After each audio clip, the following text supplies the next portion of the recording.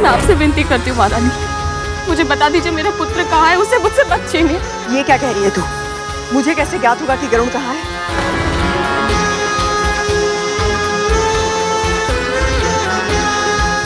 उठ जा, उठ। अब बता क्या हुआ है? चारों ओर देख लिया, कोना कोना छान लिया, किंतु गरुड़ कहीं नहीं है। यहीं कहीं गया होगा, आ जाएगा वो। कहीं भी हो, मेरी पुकार सुनते ही क्षण भर में लौट आता है वो, किंतु आज उसे पुकारते पुकारते मेरा कंठ बैठ गया, मेरा पुत्र नहीं आया। मुझे डर लग रहा है महारानी, कहीं वो किसी ऐसे स्थान पर तो नहीं चला गया जहाँ उसे अपनी माँ की पुकार सुनाई ना दे रही हो। ऐसा कौन सा स्थान हो सकता है?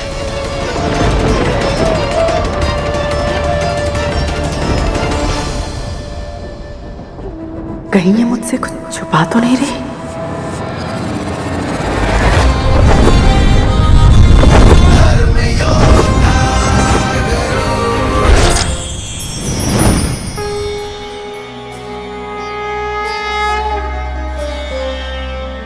आपके दर्शन करके मैं धन्य हुआ। मेरा प्रणाम स्वीकार कीजिए चंद्रदेव। तुम असंभव को संभव बनाना चाहते हो गरुड़, किंतु जिस कारण से तुमने इतनी कठिन यात्रा करने की ठानी है वो अत्यंत पवित्र है, इसलिए मैं तुम्हें आशीर्वाद देता हूँ। विजय भव। धन्यवाद चंद्रदेव।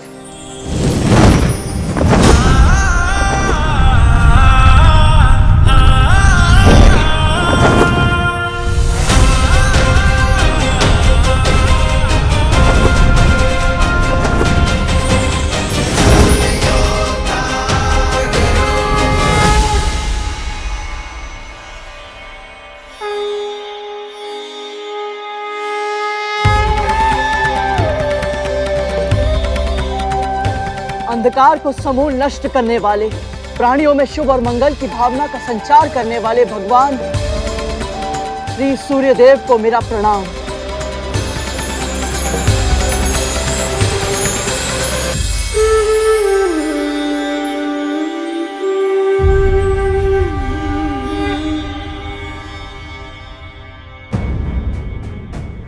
ये तो गरुड़ है, मेरा छोटा भाई। कौन है ये जो सूर्यदेव के रथ का संचालन कर रहे हैं? ये मुझे देखकर इतने भावुक क्यों हो गए और मुझे इनसे एक विचित्र सा जुड़ाव क्यों अनुभव हो रहा है? लगता है तुम्हारा उचित स्थान यहाँ नहीं, कहीं और है। क्षमा करें सूर्यदेव, किंतु मैंने प्रण लिया है कि जब तक मैं वो कारण पता नहीं लगा लेता जिसके लिए मेरी माँ को अपना जीवन दासी बनकर व्यतीत करना पड़ रहा है, मैं उन्हें अपना मुख नहीं दिखाऊंगा। पुत्र हो तो ऐसा।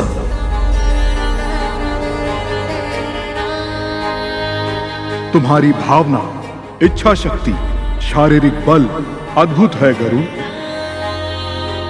और मेरा आशीर्वाद सदैव तुम्हारे साथ है। विजयी भव।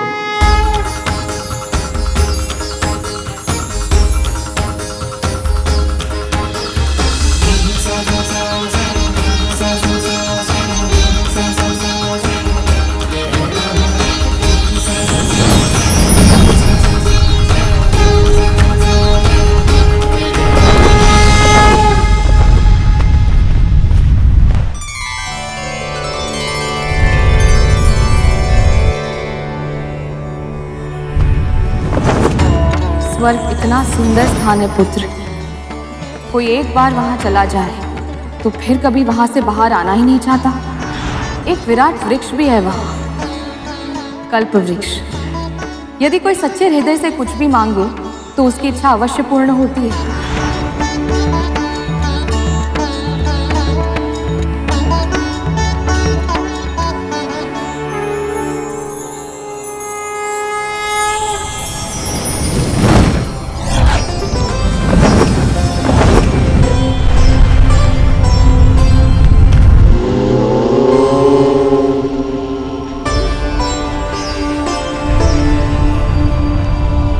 भूलोक के ऊपर तीसरा लोक है महरलोक। श्वेत धवल हिम से ढके जाने कितने ही विशाल पर्वत हैं वहां। जिनकी घाटियों और कंदराओं में अनेक ऋषि मुनि और योगी सैकड़ों वर्षों से गहन तपस्या में मग्न हैं।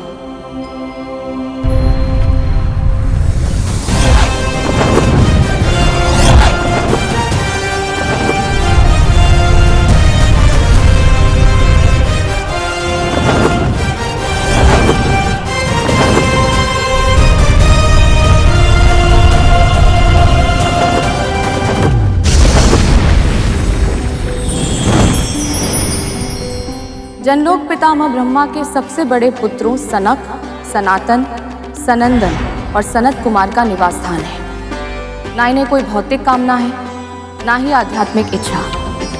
ये चारों भाई एक साथ उदासीन भाव से संपूर्ण ब्रह्मांड में विचरण करते हैं। केवल दो ही लक्ष्य हैं इनके, भगवान विष्णु की भक्ति और ज्ञान का दान। आप सभी कुमारों को मेरा सादर प्रणाम। वैकुंठ में बिना अनुमति के प्रवेश करना असंभव है।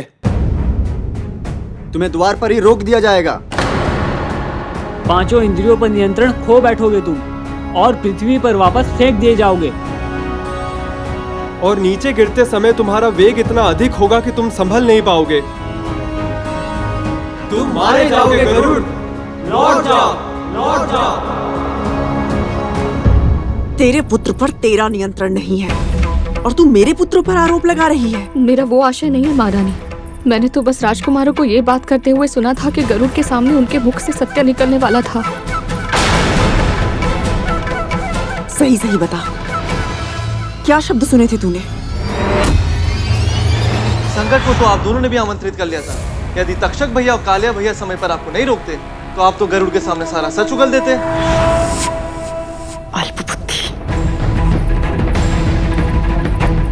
गरुड़ को हमारी शर्त के बारे में नहीं पता था, इसलिए मेरा मन कहता है वो कहाँ हो सकता है ये जानने के लिए हमें आपके पुत्रों से बात करनी ही होगी। अगर अपना भला चाहती है तो प्रार्थना कर कि गरुड़ को कुछ ना पता चला हो, वो किसी सामान्य कार्य से गया हो और शीघ्र ही लौट आए। कहाँ है तू गरुड़? मेरे मन में ऐसे विचित्र प्रश्न क्यों उठ रहे हैं कि कहीं तेरे प्राण संकट में तो नहीं? तुम मारे जाओगे गरुड़। अपना कर्म करते समय यदि भाग्य मुझे मृत्यु की ओर ढकेल दे, वैसे मृत्यु भी मुझे सहर्ष स्वीकार है ऋषिवर। और वैसे भी यदि मैं अपनी मां को दास्ता की बेड़ियों से मुक्त नहीं करा पाया तो मेरे जीवन का क्या ही लाभ। तुम्हारी मातृभक्ति अद्भुत है गरुड़। हम तुम्हें आशीर्वाद देते हैं गरुड़। विजयी भव, विजयी भव।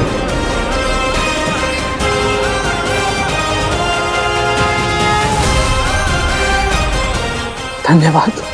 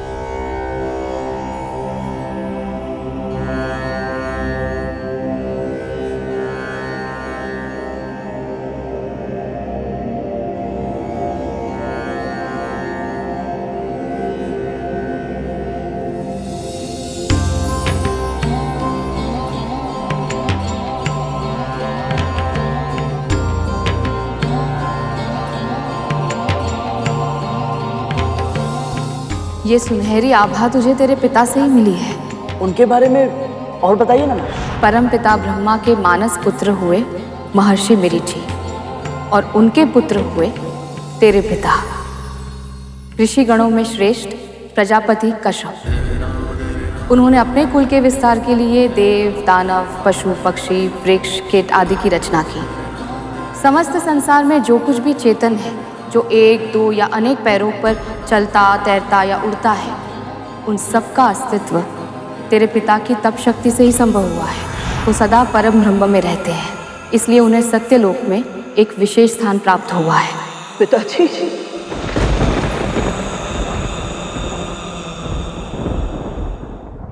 अथाह लाड़ किया मैंने, त्रुटियों को अनदेखा किया और अपराधों को क्षमा किया है, किंतु इसका अर्थ ये नहीं कि तुम सब अपनी सीमा लांघो। इस महल के कुछ नियम हैं और उन सब नियमों का पालन तुम सबको करना पड़ेगा, क्योंकि कुछ रहस्य ऐसे होते हैं जिन्हें सदैव चुप्पी की चट्टानों के नीचे दबाए रखना चाहिए, क्योंकि जब उन्हें बाहर आने का अवसर मिलता है तो वो रहस्य अकेले बाहर नहीं लाते, तो अपने साथ लाते हैं सर्वनाश।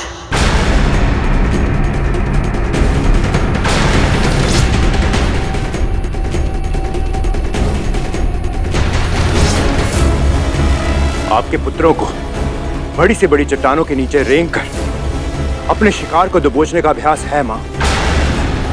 उन चट्टानों को पलटना हमारा स्वभाव नहीं है, ये आप जानती हैं। तक्षक भैया सत्य कह रहे हैं मां, हमने कोई नियम नहीं तोड़ा है और ना ही कोई रहस्य उजागर किया है। अवश्य ही इस दासी ने आपके कान भरे हैं हमारे विरुद्ध। केवल इतना बता दीजिए राजकुमार कि आज जब आप सब खेल रहे थे तो वहाँ क्या हुआ था?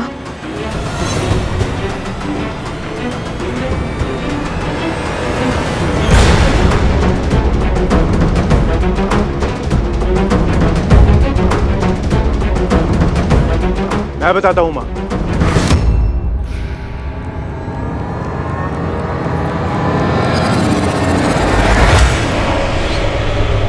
वो दासी पुत्र हमसे मित्रता करने का प्रयास कर रहा था मां। खेलते खेलते गेंद मानव पर्वत की मायावी मणियों में फंस गई और हमारे आदेश के बिना ही वो गरुड़ उसे ले आया और कहने लगा कि उसे हम बड़े भाइयों की सेवा करनी है, परंतु हमने उसकी चाटुकारिता पे ध्यान नहीं दिया मां और कह दिया कि हमसे संबंध बढ़ाने का प्रयास ना करे वो, है ना? भैया सत्य कह रहे हैं माँ। हाँ माँ, भैया सत्य कह रहे हैं। हाँ मां, सत्य कह रहे हैं।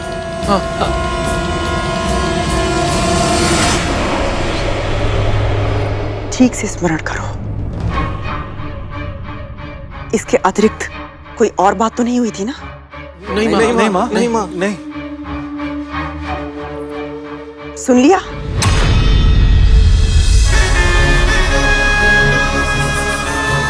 अब तो तुझे विश्वास हो गया ना कि तेरे पुत्र के लुप्त होने का कारण मेरे पुत्र नहीं है।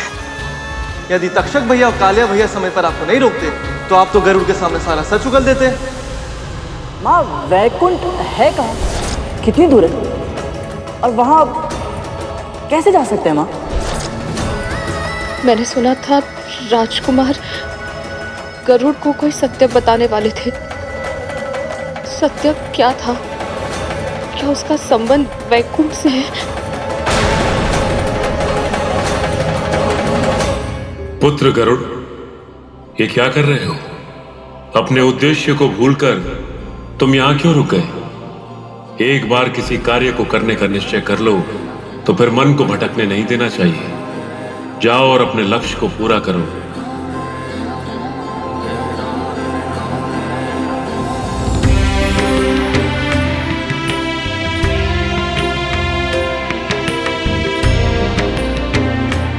मैंने आज तक माँ का त्याग देखा था,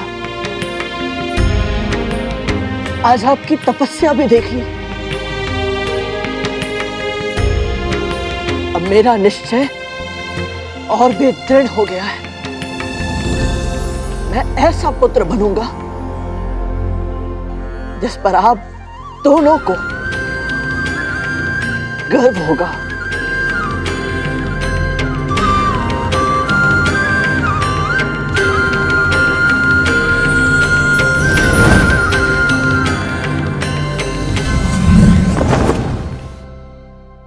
मौन मत रहो तक तू धूमल, सत्य बताओ। माँ, वो वहाँ बड़े भैया की बात चली थी तो हमारे मुख से शेषनाग भैया का नाम निकलने वाला था माँ, पर नहीं निकला। पर गरुड़ को कुछ भी पता नहीं चला था। हाँ, और फिर यहाँ वापस आकर इसी कक्ष में इसी झूले पे बैठ के तक्षक भैया ने हमें चेतावनी दी थी कि फिर कभी गरुड़ के सामने शेष भैया का नाम ना ले। शेषनाग भैया की चर्चा गरुड़ के सामने फिर से कभी नहीं होनी चाहिए। मूर्ख हो तुम सब। इस महल के ऊपर बैठकर उसने सब कुछ सुन लिया और तुम लोगों को अंदेशा तक नहीं हुआ।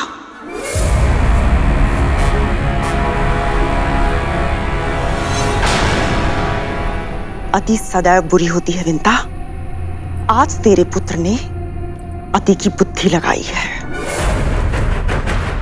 और अब वो अति का साहस दिखाने का प्रयास कर रहा है। उसे क्या लगता है शेषनाग से सत्य निकलवाना इतना आसान है? मिलना तो दूर, वो वैकुंठ के द्वार तक नहीं पहुंच पाएगा।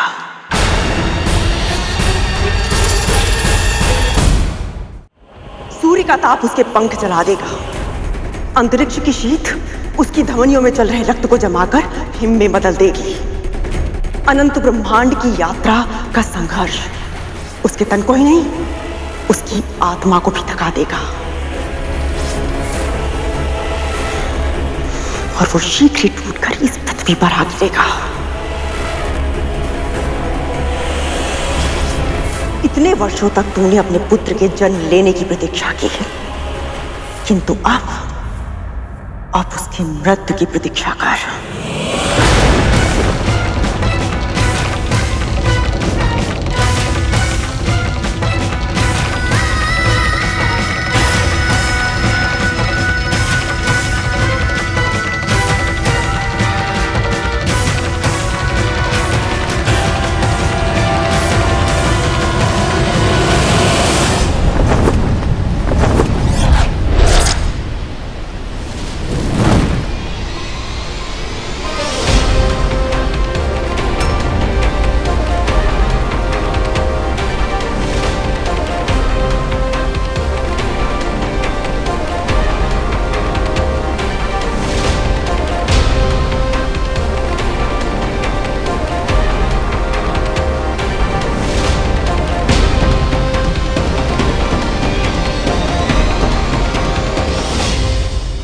विरजा नदी उल्टी बहती है, वही वैकुंठ से पहले अंतिम अवरोध है।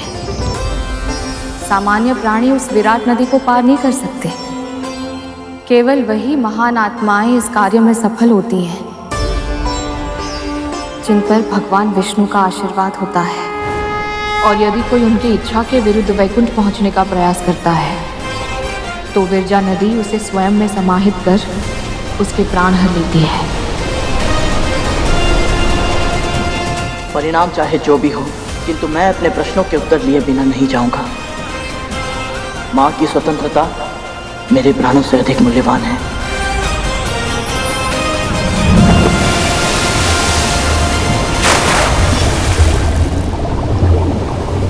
गरुड़,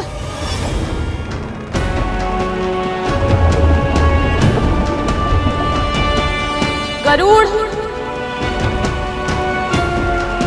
गरुड़ मुझे छोड़कर नहीं जा सकता।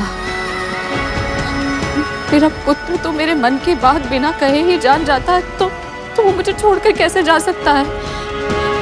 गरुड़, पुत्र कहाँ है तू?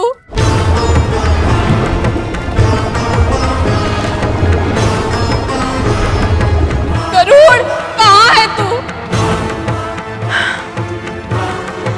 दिन रात मैं एक ही पहली गाल खोजती थी कि उसे अपने नियंत्रण में कैसे करूं, किंतु अब उसकी आवश्यकता ही नहीं है।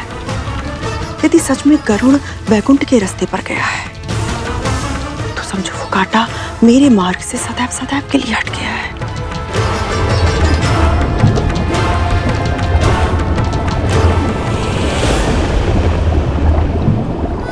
क्या मेरे मन की पीड़ा का आभास नहीं हो रहा है तुझे पुत्र?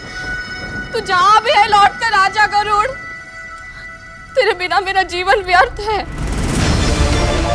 अपनी माँ की पीड़ा का आभास क्यों नहीं हो रहा है तुझे? क्या मेरी पुकार तेरे हृदय तक नहीं पहुंच रही है गरुड़?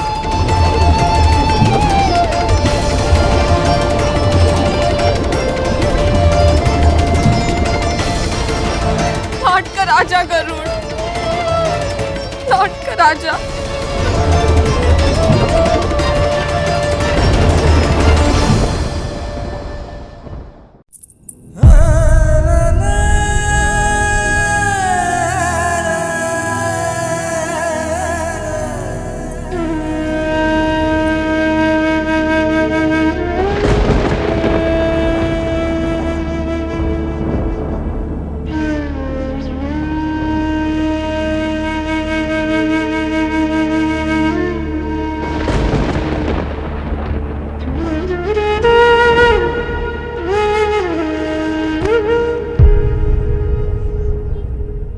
आप तो दया निधान है प्रभु,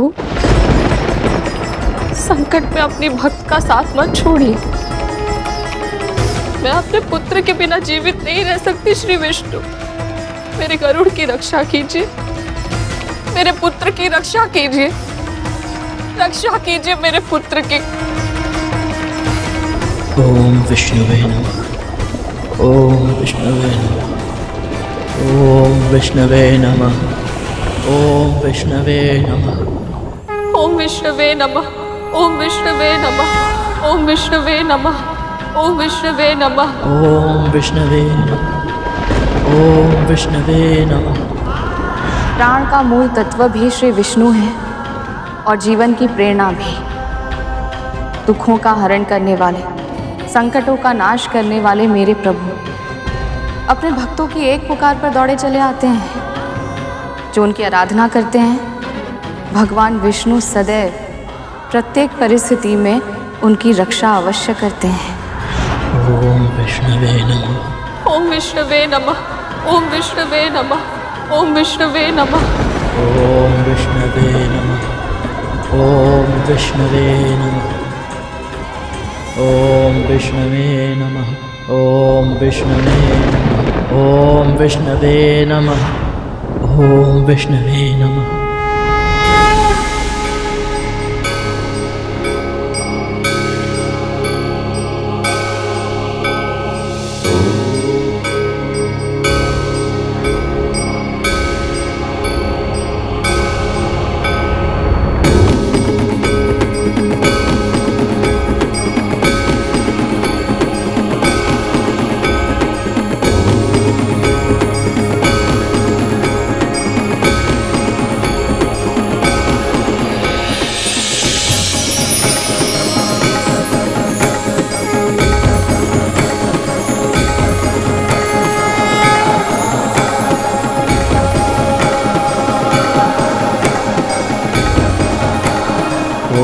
विष्णवे नमः।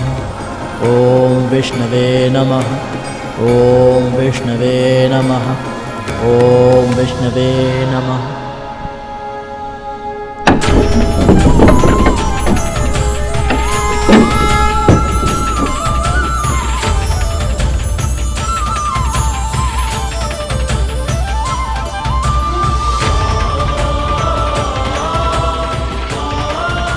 ओम विष्णवे नमः। ओम विष्णवे नमः।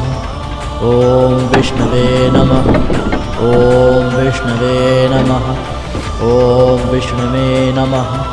ओम विष्णवे नमः। ओम विष्णवे नमः।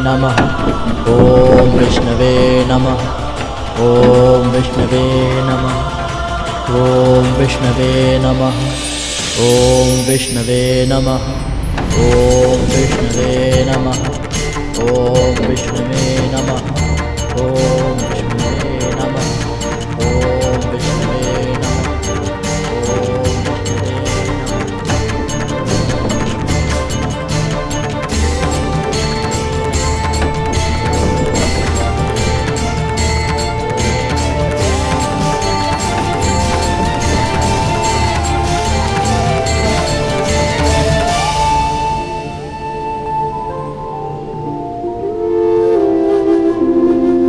ओम विष्णुवे नमः।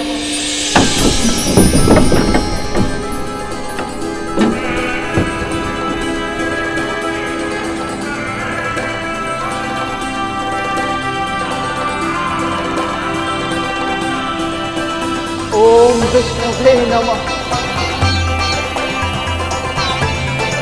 7 लोगों की यात्रा पूर्ण करके यहाँ आया हूं। अपने उद्देश्य को पूरा किए बिना वापस नहीं जा सकता। मैं अपने लक्ष्य में सफलता अवश्य प्राप्त करूंगा ताकि अपने प्रण की लाज रख सकूं।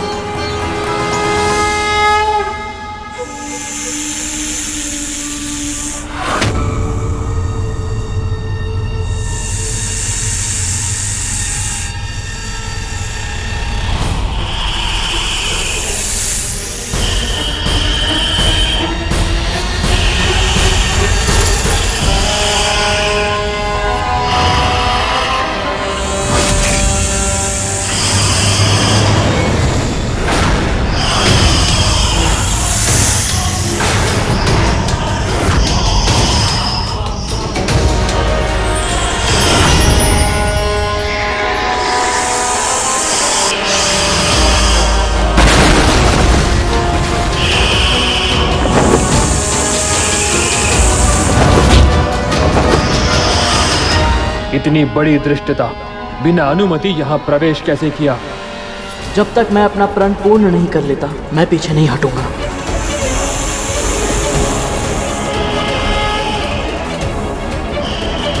ओम विष्णुवे नमः, ओम विष्णुवे नमः, ओम विष्णुवे नमः।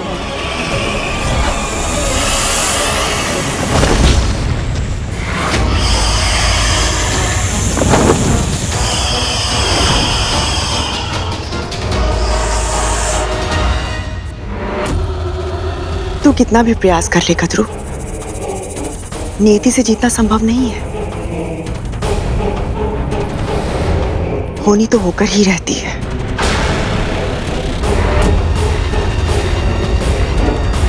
पर सच में कहीं गरुड़ सारे संकटों को पार कर सच्चाई जान गया तो? मैं महर्षि कश्यप की पत्नी विद्या समस्त जग के पालन श्री विष्णु का आह्वान करती हूँ। यदि मैंने आपकी आराधना सच्चे हृदय से की है, यदि आपकी भक्ति का तनिक भी पुण्य मैंने अर्जित किया है, यदि कभी भी मन से, वचन से या कर्म से परोपकार किया है, तो आज मुझे उसका फल दीजिए प्रभु। मेरे पुत्र की रक्षा कीजिए, मेरे गरुड़ की रक्षा कीजिए।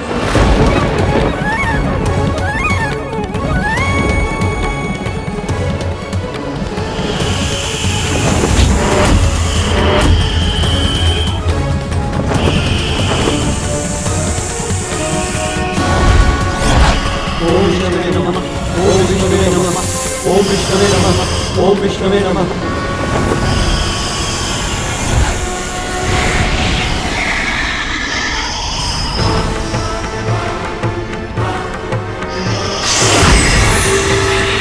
उसकी सहायता कीजिए प्रभु, मेरे पुत्र की रक्षा कीजिए।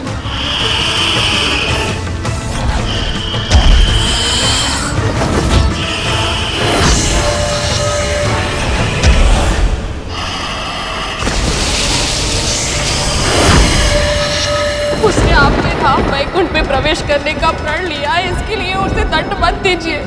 अपनी भक्त की पुकार सुनिए श्री विष्णु, उसकी रक्षा कीजिए।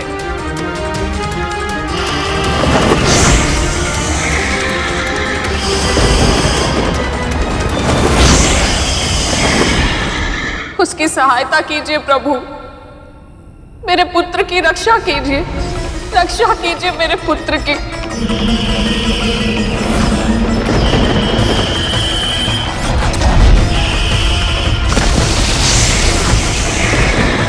श्री विष्णवे नमः, श्री विष्णवे नमः, श्री विष्णवे नमः, श्री विष्णवे नमः, श्री विष्णवे नमः,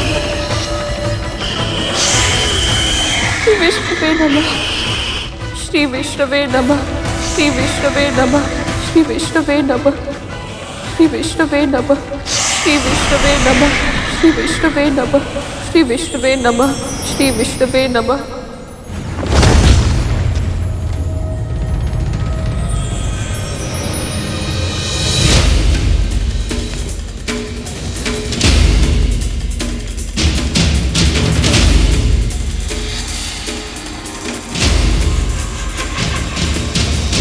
क्या संबंध है तुम्हारा विंता माँ से?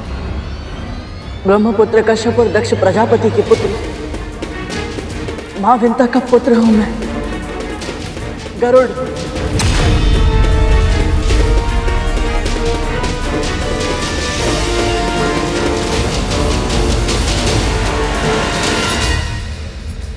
ओम विष्णुवे नमः। ओम विष्णुवे नमः। ओम विष्णुवे नमः। ओम विष्णुवे नमः। ओम विष्णुवे नमः। ओम विष्णुवे नमः। ओम विष्णुवे नमः। ओम विष्णुवे नमः। ओम विष्णुवे नमः। ओम विष्णुवे नमः।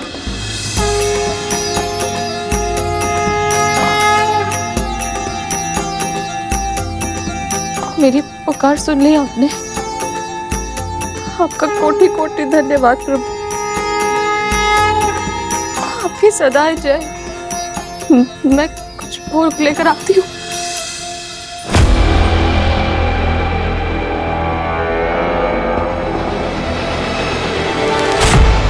तेरा पुत्र जीवित है, इसका अर्थ ये नहीं कि वो जीवित लौट भी पाएगा।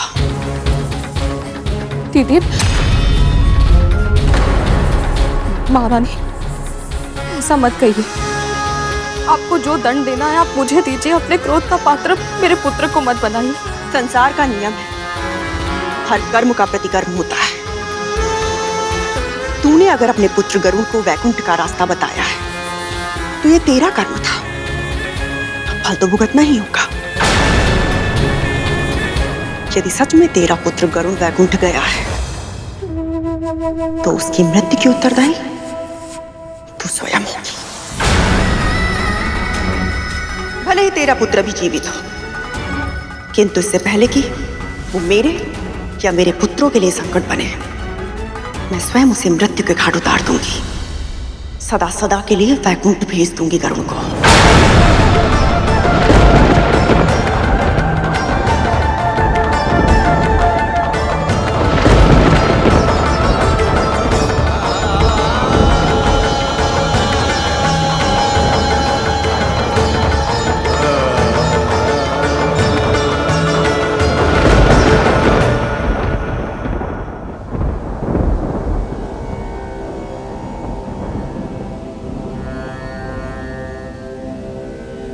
माँ ने वैकुंठ के विषय में जितना मुझे बताया था, ये स्थान तो उससे भी अधिक विशेष है।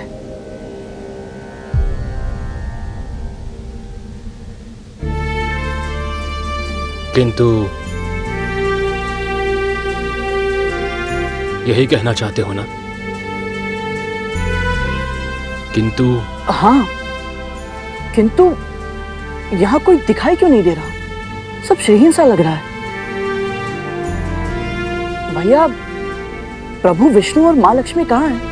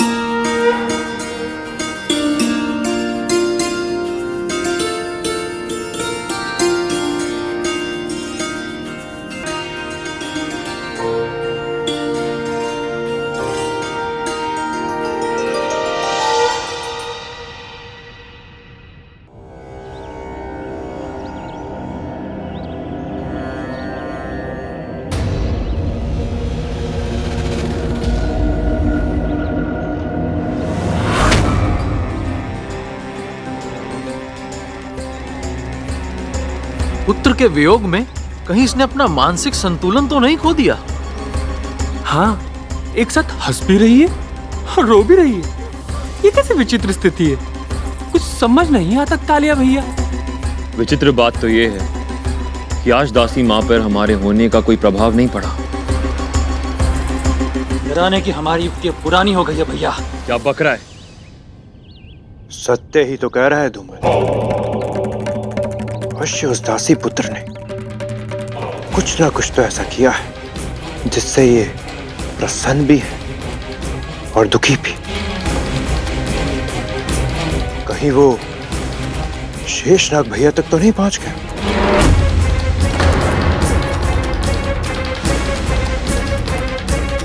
ये असंभव है भैया। और अगर ऐसा हो भी जाता है तो आपको क्यों लगता है कि हमारा सगा बड़ा भाई हम नागों को छोड़ के एक पक्षी का पक्ष लेगा?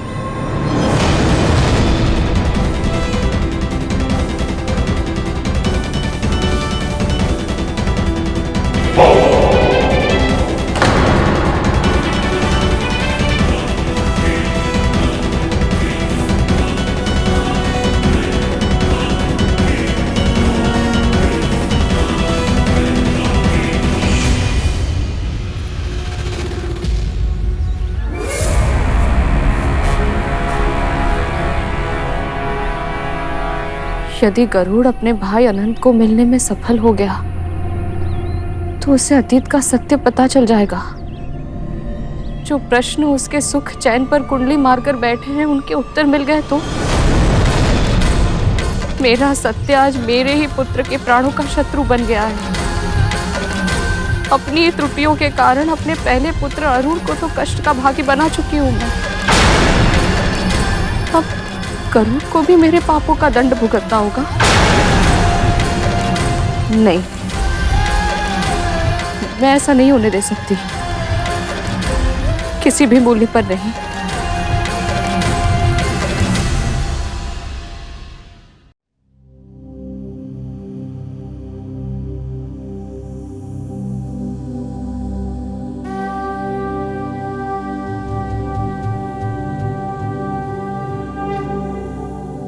तुम्हारे भीतर छोटी माँ के गुण हैं।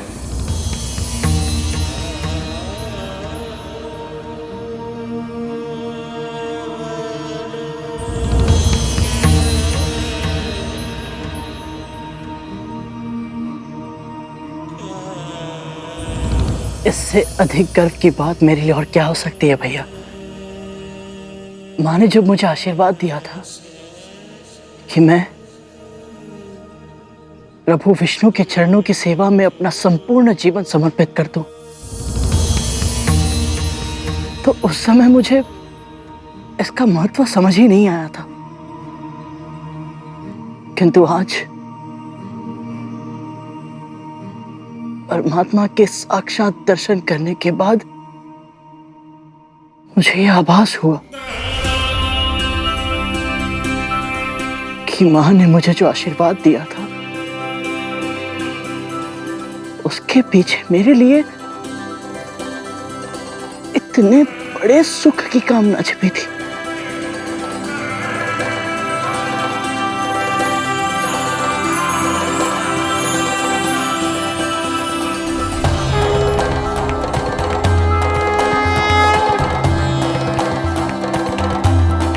भैया, परमपिता के दर्शन तो आपने करवा दिए, किंतु माँ लक्ष्मी कहाँ है?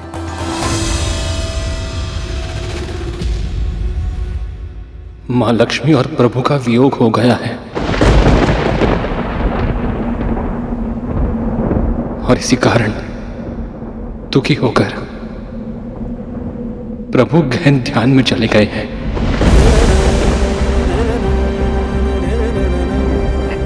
क्या? किंतु कैसे भैया?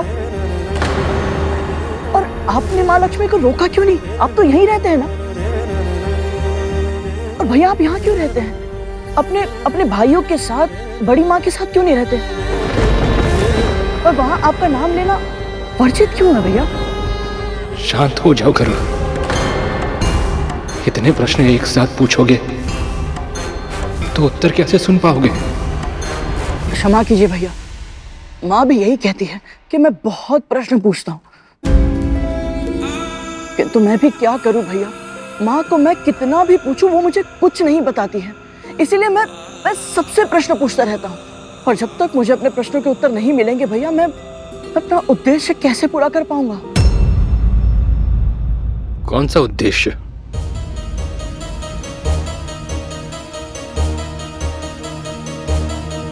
मेरे जीवन का एकमात्र उद्देश्य है अपनी माँ को आपकी माँ की दास्ता से मुक्त कराना, और इसीलिए मुझे जानना है भैया कि माँ बड़ी माँ की दासी बनी कैसे। भैया आप तो सबसे बड़े हैं, मेरी अपेक्षा केवल आपसे है भैया। क्या आप भी मुझे सत्य नहीं बताएंगे? जटिल प्रश्नों के उत्तर सरल नहीं होते गरुड़। जिस सत्य को तुम जानने का प्रयास कर रहे हो, उसे समझ पाने के लिए तुम्हें और भी बहुत कुछ जानना होगा। उनके अतीत का संसार जानना होगा तुम्हें, उनकी परिस्थितियों को अनुभव करना होगा। तब समझ पाओगे तुम कि उन दोनों ने वो मार्ग क्यों चुना जिस पर चलकर वो आज इस स्थिति तक पहुंची हैं। ये कहानी बहुत लंबी है गरुड़। मेरा संपूर्ण जीवन भी इस पहेली को सुलझाने में क्यों ना लग जाए, मैं वो मूल्य चुकाने के लिए भी तैयार हूं।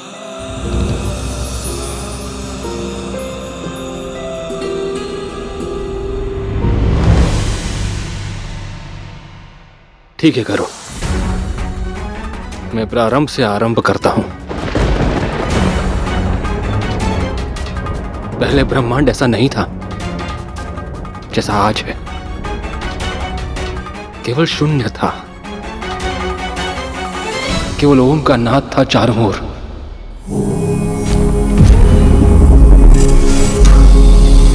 बढ़ते बढ़ते ये नाद इतना तीव्र हो गया कि इसके आवेग से शून्य को चीरते हुए प्रकट हुआ क्षीर सागर, और उस क्षीर सागर के मध्य प्रकट हुए परमपिता विष्णु।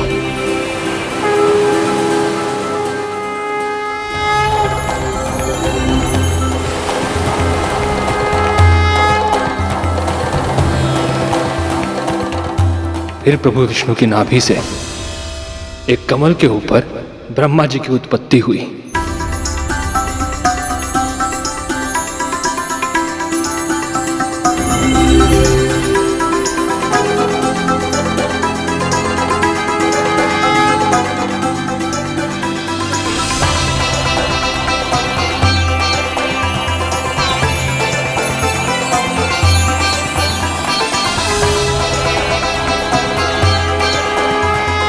हे नारायण, मैं कौन हूं और मेरे जीवन का उद्देश्य क्या है? ब्रह्मा हैं आप, और आपके जीवन का उद्देश्य है सृष्टि का सृजन करना। जो आज्ञा प्रभु। सृष्टि के सृजन के लिए ब्रह्मा जी ने 10 मानस पुत्रों को जन्म दिया जो प्रजापति कहलाए। ब्रह्मा जी ने उन्हें आज्ञा दी कि वे सब अपनी अपनी संतानों को जन्म देकर सृष्टि का विकास करें, और इन सभी में प्रमुख थे मरीचि और दक्ष प्रजापति। प्रजापति दक्ष की 17 पुत्रियों का विवाह हुआ। प्रजापति मरीचि के पौत्र प्रजापति कश्यप से हुआ।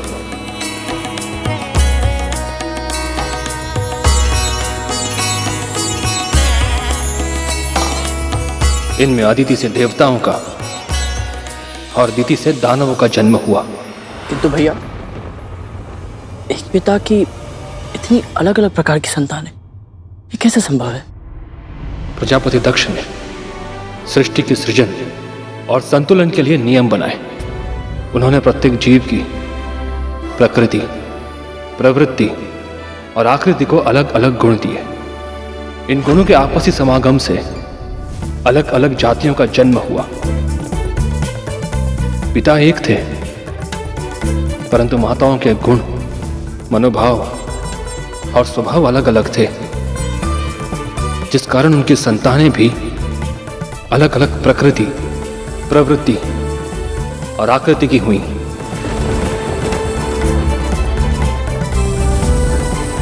आदित्य और दिति की संतानें तो एक दूसरे से बिल्कुल ही विपरीत स्वभाव की थीं। देवताओं में सत्व और रजस गुण थे, जबकि दानवों या असुरों में रजस गुण होते हुए भी तमस गुण की प्रधानता थी। आसुरी प्रवृत्ति प्राणी को शांत नहीं बैठने देती। उसका मन सदैव इसी में लगा रहता है कि कैसे वो किसी से कुछ छीन ले, दूसरों को कष्ट पहुंचाए, सभी कुछ नष्ट कर दे।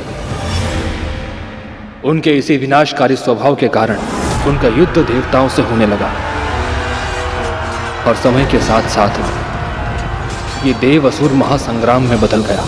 असुर केवल अपनी शक्तियों का फुहड़ प्रदर्शन करना जानते थे, जबकि देवता देवराज इंद्र के नेतृत्व में संगठित थे और कौशल के साथ दैवीय शस्त्रों से युद्ध करते थे।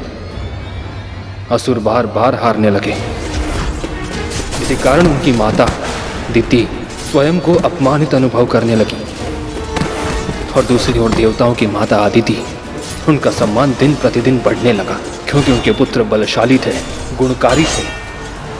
देवी आदित्य की, देवी आदित्य की, देवी आदित्य की, देवी आदित्य की, देवी आदित्य की।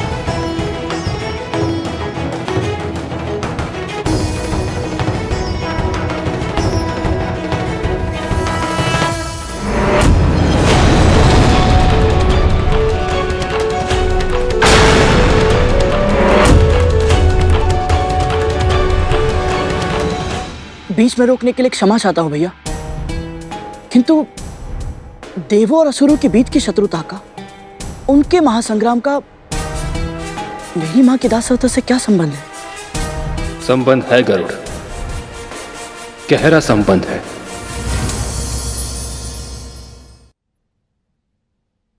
हमारी सृष्टि की रचना बहुत ही अद्भुत है गरुड़।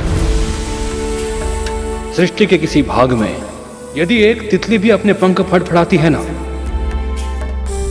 तो उसके फलस्वरूप सैकड़ों सहस्त्रों योजन दूर सृष्टि के दूसरे भाग में बवंडर आ सकता है, अकल्पनीय विनाश हो सकता है।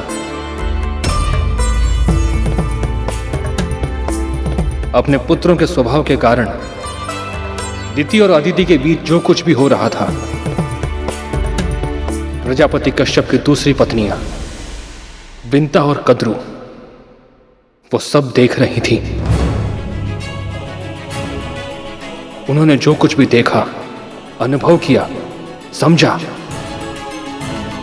उसने उन दोनों की नियति तय कर दी। कैसे?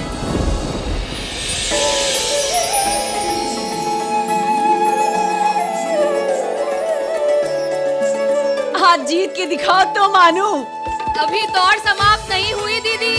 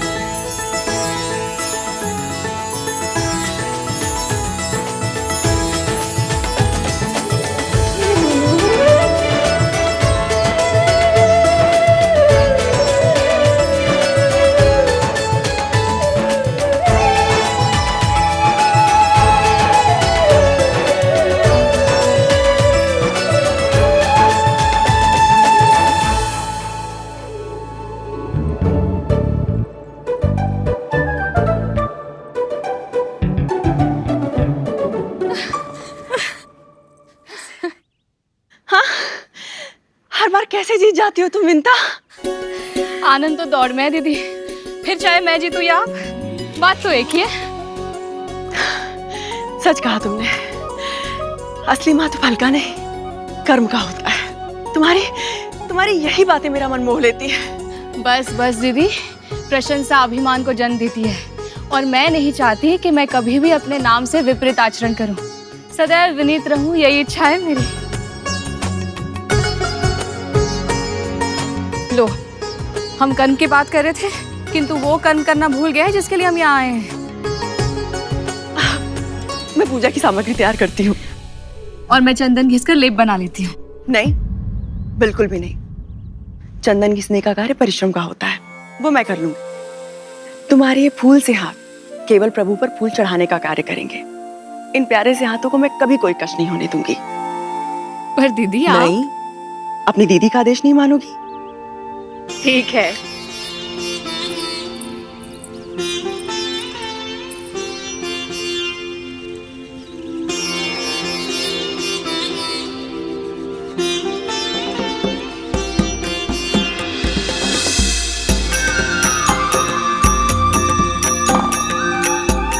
इन दोनों बहनों का आपसी संबंध समझना हो तो उस झरने की कल्पना करो गरुड़, जिसमें जल के स्थान पर बहता था एक दूसरे के लिए असीमित अथाह स्नेह, शब्दों में जिसकी व्याख्या करना असंभव है। ऐसा था इनका प्रेम, अद्भुत, अतुलनीय। जानती हो मैंने अपने प्रभु से क्या कामना की है? कि जब भी मेरे पुत्र हो वो अदिति के पुत्रों से अधिक शक्तिशाली हो। जितना अधिक बल मेरे पुत्रों में होगा मुझे उतना ही अधिक सम्मान मिलेगा। पर दीदी, मुझे लगता है कि अदिति दीदी का सम्मान उनके पुत्रों के शक्तिशाली होने के कारण नहीं होता। वो तो इसलिए होता है कि उनके पुत्र संस्कारी हैं। मैंने भी श्री विष्णु से प्रार्थना की है कि मुझे भी ऐसी ही संतान दीजिएगा, सात्विक और सद्गुणी। माँ को इतनी अपेक्षा है मुझसे और मैं उन्हें पूरा नहीं कर पा रहा हूँ, उनको दास्ता से मुक्त नहीं करा पा रहा हूँ। जो फूलों तक को कष्ट नहीं होने देती, उन्हें इतने कष्ट भोगने पड़ रहे, क्यों? कभी कभी अनजाने में हुई भूल का बहुत बड़ा मूल्य चुकाना पड़ता है गरुड़। विंता माँ के साथ भी कुछ ऐसा ही हुआ था।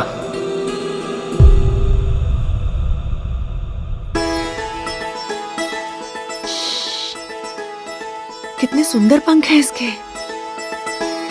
ओहो दीदी, इसके देखने, सुनने और सूंघने की क्षमता बहुत अधिक होती है। आप नहीं पकड़ पाओगे इसे। बोल तो ऐसे रही हो कि जैसे तुम पकड़ सकती हो। मेरी इच्छा होती तो अवश्य पकड़ लेती, पर दीदी मुझे किसी को बंदी बनाना अच्छा नहीं लगता। सभी को स्वतंत्र रहने का, स्वच्छंद घूमने फिरने का अधिकार तो होना ही चाहिए ना। बहाने बनाकर ना बात को टालो नहीं। सच तो ये है कि तुम इस तितली को पकड़ ही नहीं सकती। तो लगाओ शर्त, यदि मैंने इसे पकड़ लिया तो? जो तुम कहोगी मैं तुम्हें बनाकर खिलाऊंगी। सच? तो लग गई शर्त।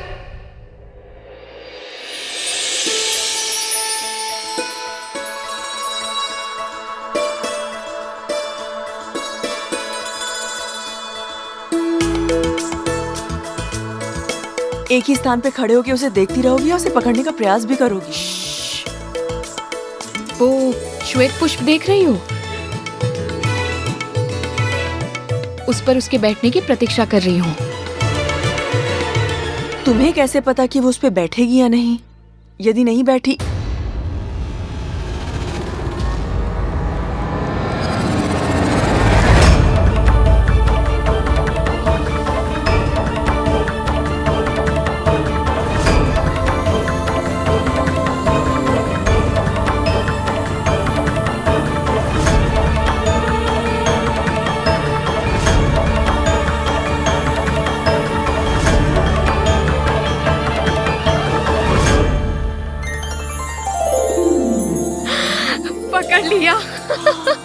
बोलो दीदी, मानती हो अपनी हार? हाँ हाँ मान गई। तुम जीत गई और मैं हार गई।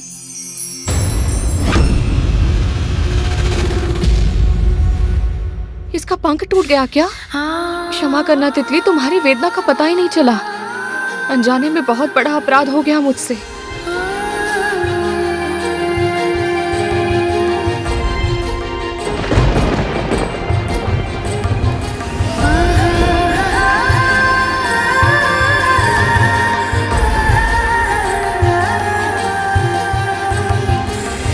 छोटी सी शर्त के लिए एक जीवित प्राणी को पीड़ा पहुंचा दी मैंने।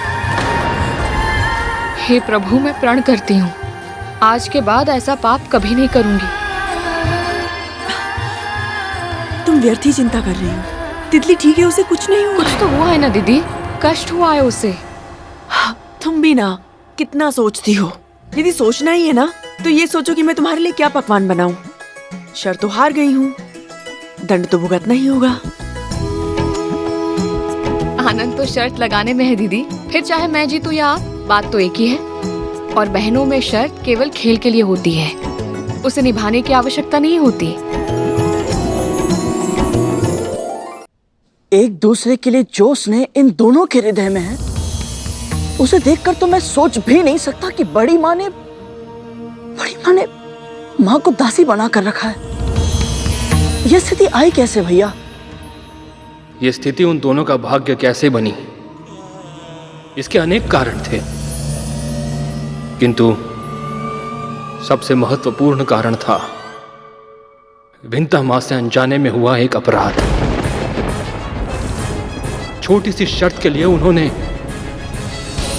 निर्दोष तितली को अपना बंदी बना लिया था। कहते हैं कि किसी निर्दोष को अगर कोई कष्ट पहुंचाता है तो उसे अपने कर्मों का फल इसी जन्म में भुगतना पड़ता है, किंतु अनजाने में हुए इस अपराध का दंड विंता मां को कब और किस रूप में मिलेगा, इससे वो दोनों ही अनजान थी।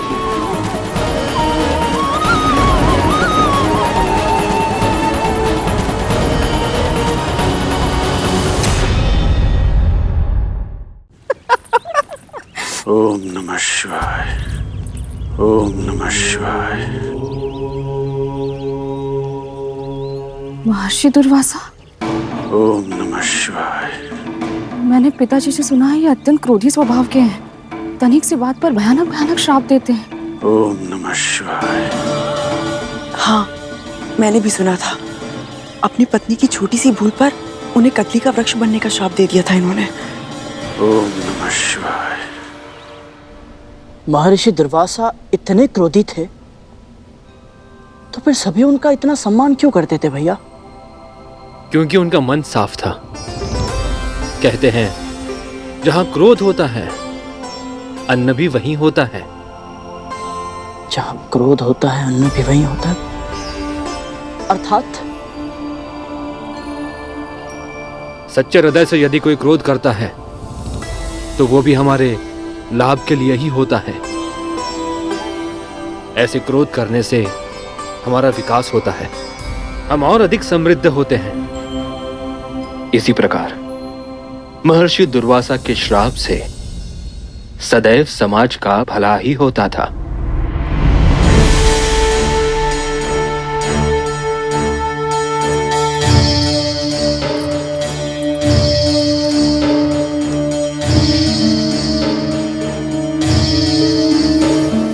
प्रणाम ऋषिवर। प्रणाम ऋषिवर।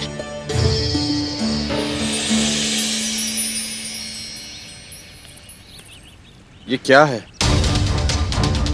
जो ईश्वर की भक्ति का मार्ग दिखाए, ऐसे ऋषि ईश्वर से भी अधिक सम्मान के अधिकारी होते हैं। आप जैसे परम पूजनीय महर्षि के सम्मान में हम भूल के भी कोई भूल नहीं करना चाहते।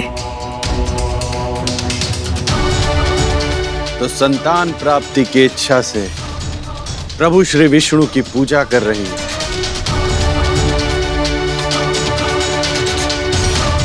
कश्यप पत्नी कद्रु, विंता।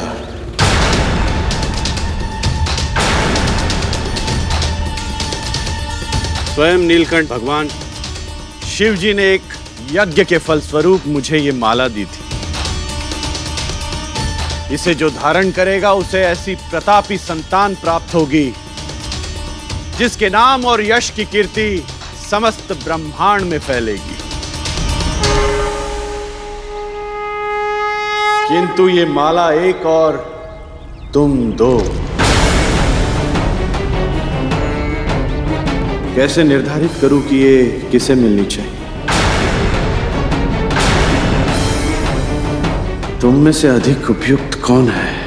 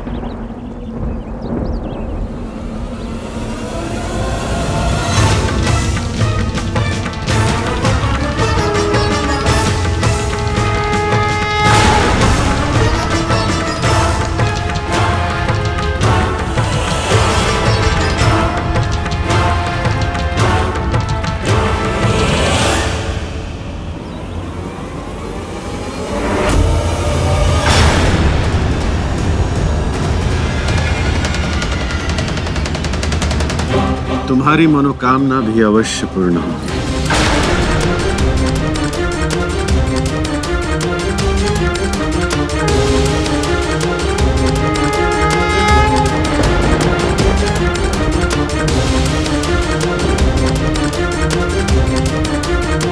दीदी, महर्षि दुर्वासा ने हम दोनों को आशीर्वाद दे दिया।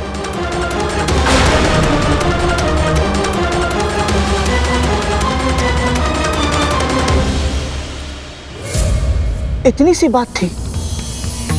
महर्षि दुर्वासा ने एक माला माँ को दे दी, बस इस कारण बड़ी माँ ने बहन का नाता भुलाकर माँ को दासी बना दिया। किंतु बड़ी माँ तो माँ को बहुत स्नेह करती थी। फिर ऐसा कैसे भैया? अधिकतर व्यक्ति अपने सगे संबंधी मित्रों का भला ही चाहते हैं, किंतु स्वयं से अधिक भला उनका हो जाए ये नहीं चाहते। महर्षि दुर्वासा ने अपनी माला के लिए बिंता मां को अधिक उपयुक्त माना था। ये देखकर कद्रू मां के हृदय में ईर्ष्या ने जन्म लिया। जिस समय कद्रू मां के हृदय में ईर्ष्या अपनी जड़ें जमा रही थी, उसी समय किसी और का अहंकार पूरे संसार के लिए विपत्ति का वाहक बनने वाला था। और संयोग देखो गरुड़, उसके अहंकार पर प्रहार करने वाले भी महर्षि दुर्वासा ही थे। भैया, किसकी बात कर रहे हैं आप? कौन था वो? स्वर्गाधिपति देवराज इंद्र। स्वर्गाधिपति देवराज इंद्र। रुको ऐरावत!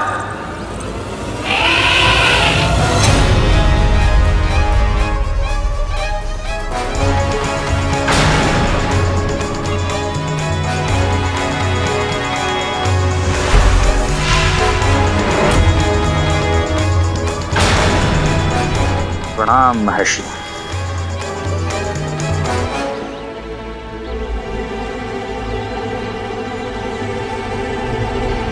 मेरे यज्ञ से प्रसन्न होकर स्वयं महाकाल शिव जी ने मुझे ये रुद्राक्ष की माला दी थी।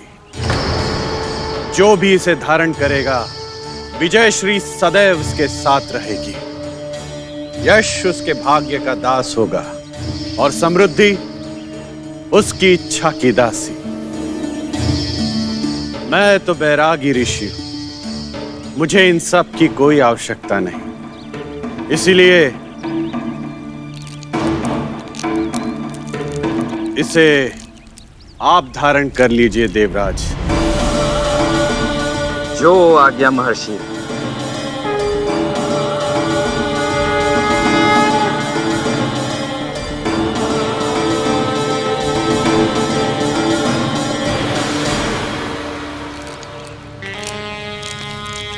देवराज इंद्र को इसकी क्या आवश्यकता?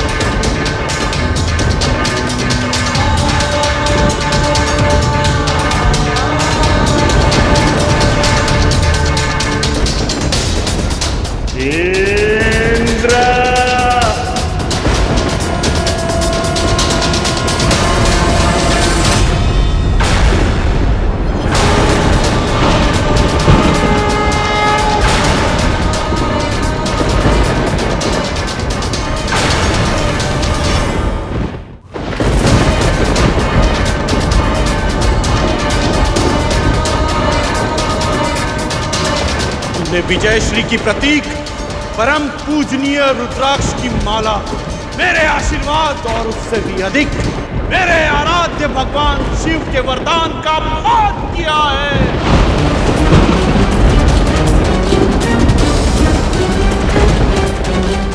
आज से तू और तेरे सभी देवता श्रीहीन हो जाएंगे।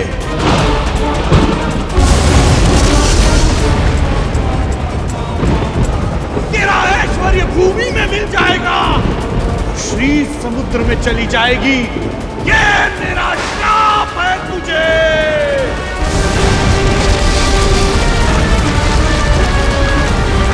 आज से तू और तेरे सभी देवता श्रीहीन हो जाएंगे। तेरा ऐश्वर्य भूमि में मिल जाएगा और श्री समुद्र में चली जाएगी। ये मेरा श्राप है तुझे। क्षमा कर दीजिए महर्षि, मुझसे भूल हो गई। महर्षि, मुझसे भूल हो गई महर्षि। महर्षि, सच्चे भक्त भगवान से भी बढ़कर होते हैं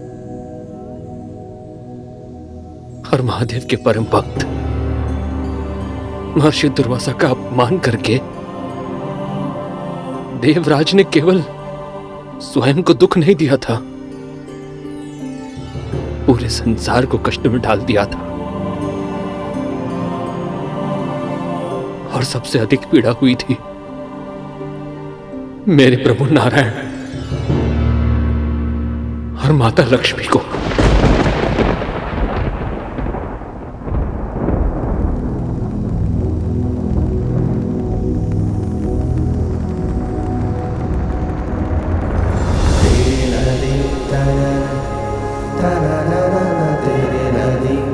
महर्षि दुर्वासा का श्राप, हमें इसका मान तो रखना ही होगा। मुझे जाना होगा प्रभु। मुझे छोड़कर कैसे जा पाएंगी? मैं महर्षि के श्राप की अवहेलना नहीं कर सकती नारायण। और मैं आपके बिना नहीं रह सकता। आप मेरी अर्धांगिनी, आधा आधा प्राण है। आपके बिना मेरा अस्तित्व आधा। मैं अधूरा हूं आपके बिना देव। संभालिए स्वयं को स्वामी। कैसे? ये कार्य तो आपका है ना।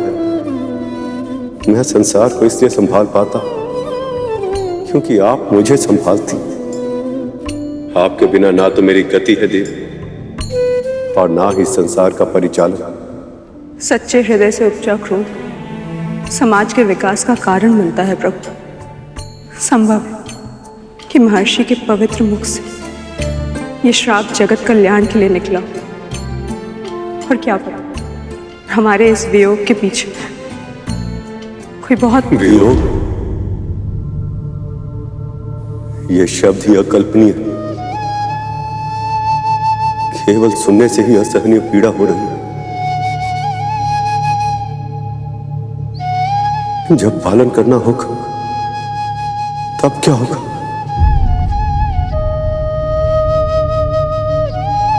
वियोग पीड़ा अवश्य देता है स्वामी, पर पुनर्मिलन उसे कहीं अधिक सुख देता है। हमारे पुनर्मिलन के बारे में सोचिए स्वामी। उस क्षण की कल्पना कीजिए जब हमारी विरह की अवधि समाप्त होगी और हम फिर से एक साथ होंगे।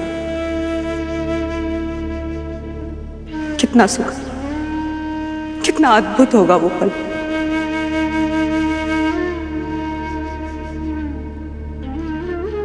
किंतु अभी हमें प्रतीक्षा करनी होगी। अभी मुझे जाना होगा।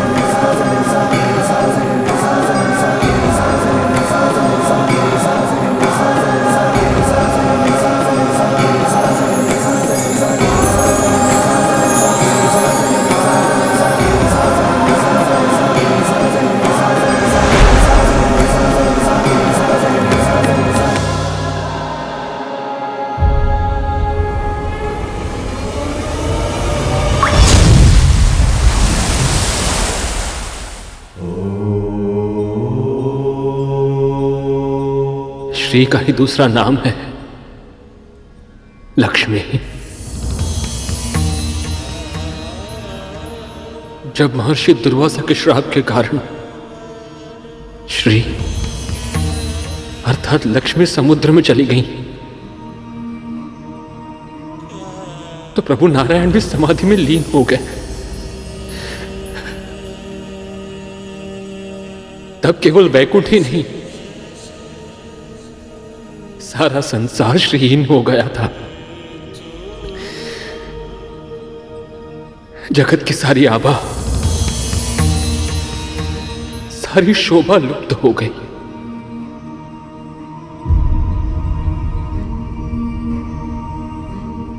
मैं अभी अभी वैकुंठ पहुंचा हूं भैया।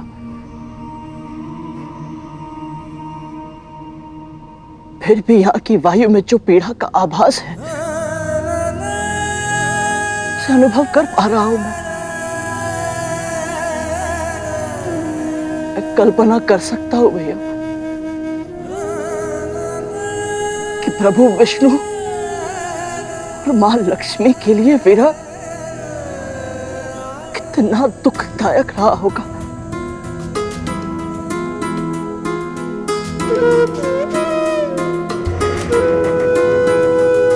भैया, क्या कोई ऐसा उपाय है जिससे मैं इन दोनों को फिर से एक कर पाऊं? तुम्हारी सदिच्छा का स्वागत है गरुड़, और यदि ऐसा कोई उपाय मेरी दृष्टि में होता तो उसे यथार्थ में परिवर्तित करके मैं अपनी माता को फिर वैकुंठ ला चुका होता।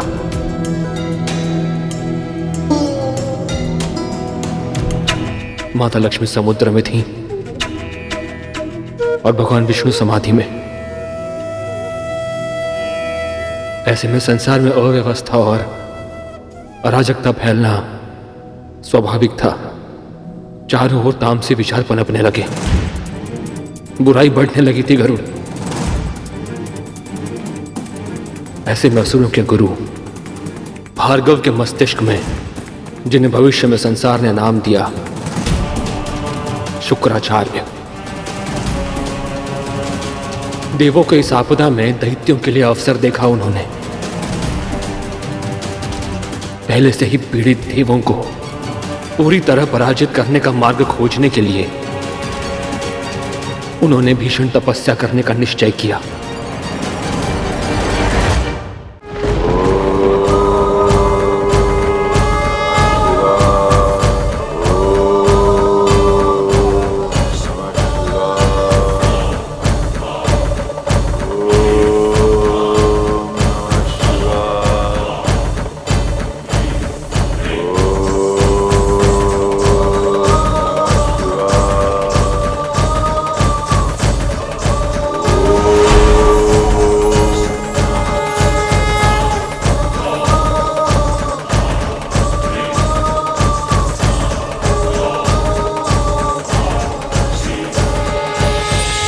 प्रभु, आपकी महाकठिन तपस्या से मैं प्रसन्न हुआ ऋषि भार्गव।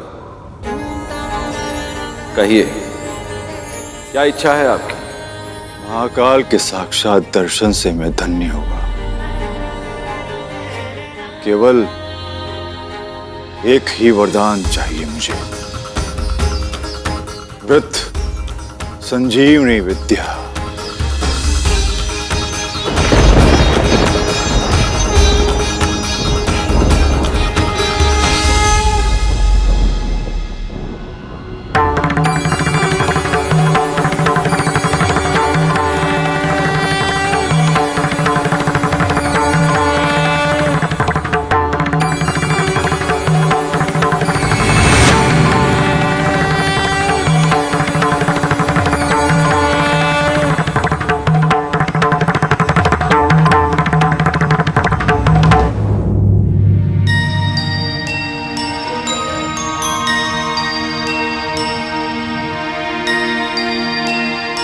प्रभु शिव शंकर के इस आशीर्वाद ने महर्षि शुक्राचार्य को ऐसी शक्ति दे दी थी जिसका संसार पर भीषण प्रभाव पड़ा।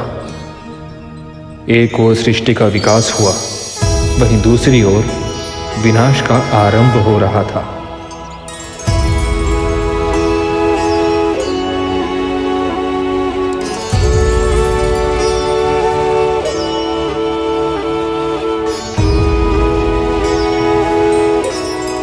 अब समय आ गया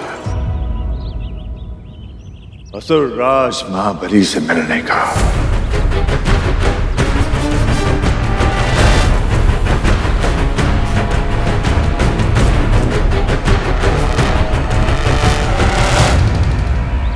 असुरराज महाबली की, असुरराज महाबली की, असुरराज महाबली की, असुरराज महाबली की, असुरराज महाबली की, असुरराज महाबली की, असुरराज महाबली की, असुरराज महाबली की, असुरराज महाबली की, असुरराज महाबली की, असुरराज महाबली की।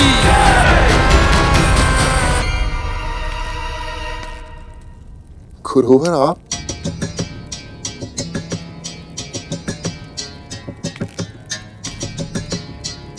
विजय भव।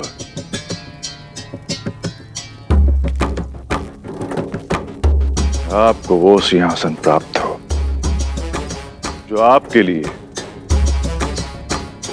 इससे अधिक उपयुक्त है, स्वर्ग का सिंहासन। शंका के लिए क्षमा चाहता हूं गुरुवर, किंतु आप जो आशीर्वाद दे रहे हैं उसका सफल होना असंभव है। देवताओं की शक्ति असीमित है, न जाने कितनी बार उनसे पराजित हो चुके हैं हम असुर। अब नहीं होंगे। यह सत्य है कि इतिहास अपने आप को दोहराता है, किंतु यह भी सत्य है कि कर्मवीर अपना भाग्य बदल सकते हैं, और इतिहास भी। आप आक्रमण करेंगे राजा। इस बार विजयश्री की माला आपके वक्ष पर ही होगी, ये वचन है मेरा। जो आज्ञा गुरुदेव।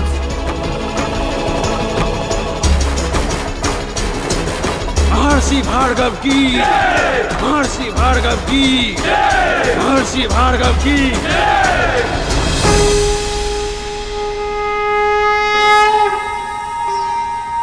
भैया, आपने तो कहा था महर्षि दुर्वासा के श्राप में भी संसार की भलाई ही छुपी होती थी, किंतु जो मैंने अभी अभी सुना उसमें तो केवल विनाश की ध्वनि है। ध्वनि विनाश की है, परंतु उसमें छुपा है संतुलन का नाद। ये सृष्टि संतुलन से ही संभव होती है गरुड़। सदैव विजयी होने के कारण देवता अभिमानी हो गए थे। संतुलन का स्थापित होना समय की मांग थी। महर्षि दुर्वासा के श्राप ने इंद्र के अहंकार को तो ठेस पहुंचाई, किंतु इंद्र समेत अन्य सभी देवताओं के अहंकार का पूरी तरह नष्ट होना अभी शेष था। अब तक दानवों की हार होती थी और उसके कारण होता था मां दीदी का तिरस्कार, किंतु अब तिरस्कार की बारी थी माता अदिति की, और इस युद्ध के परिणाम का प्रभाव मां कद्रु और मां विंता के मन पर भी पड़ने वाला था।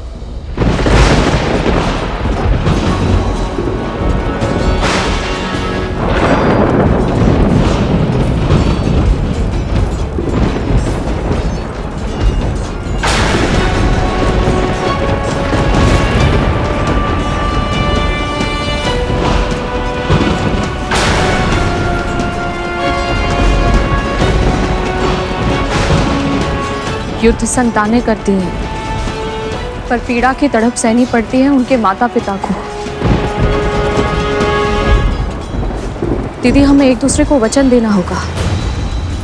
जैसे मैं और आप आज तक कभी नहीं लड़े, हमारी संतानें भी आपस में झगड़ा कभी नहीं करेंगी।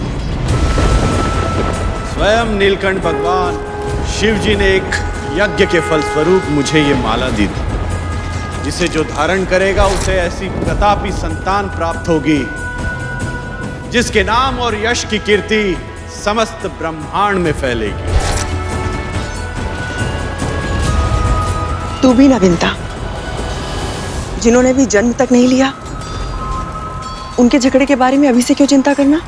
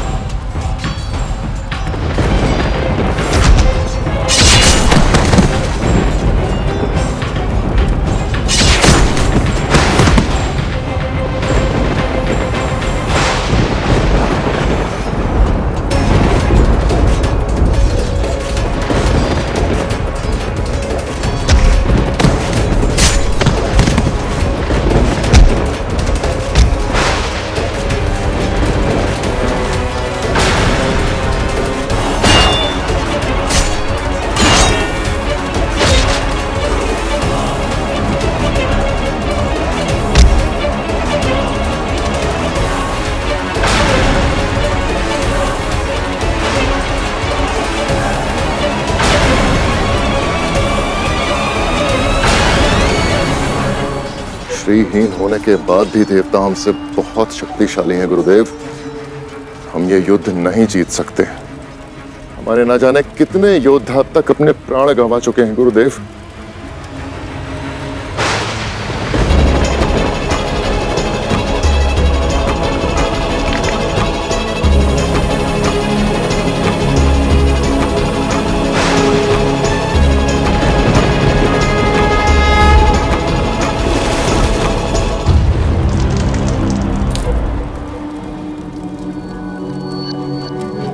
ध्यान से देखिए राजन, आपका एक भी योद्धा नहीं मारा गया है।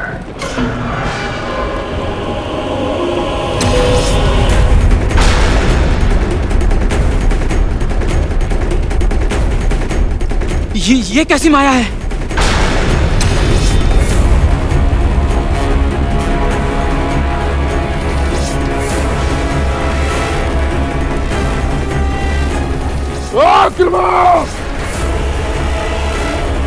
भागो, अपने अपने प्राण बचाओ।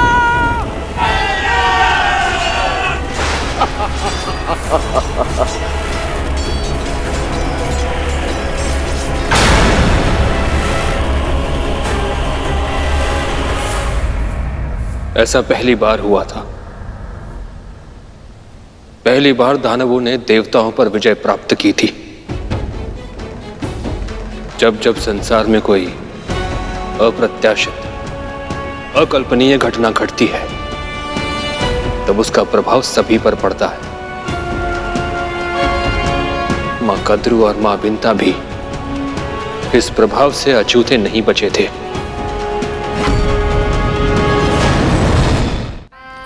असुरराज महाबली की, असुरराज महाबली की, असुरराज महाबली की, असुरराज महाबली की, असुरराज महाबली की, असुरराज महाबली की, असुरराज महाबली की, असुरराज महाबली की, असुरराज महाबली की, असुरराज महाबली की।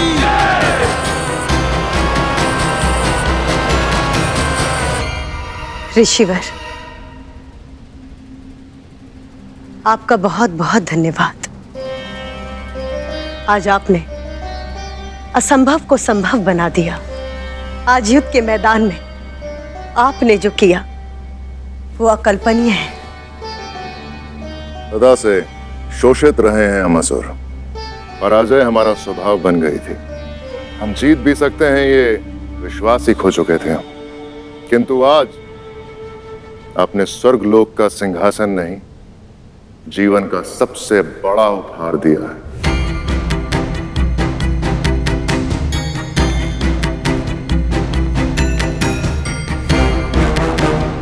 अब सृष्टि में संतुलन स्थापित होगा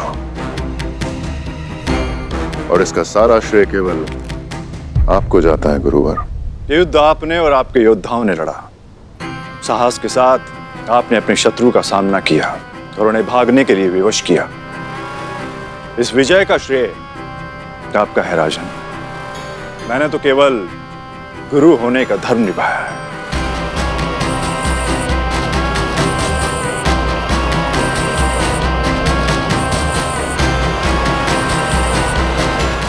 आइए मां।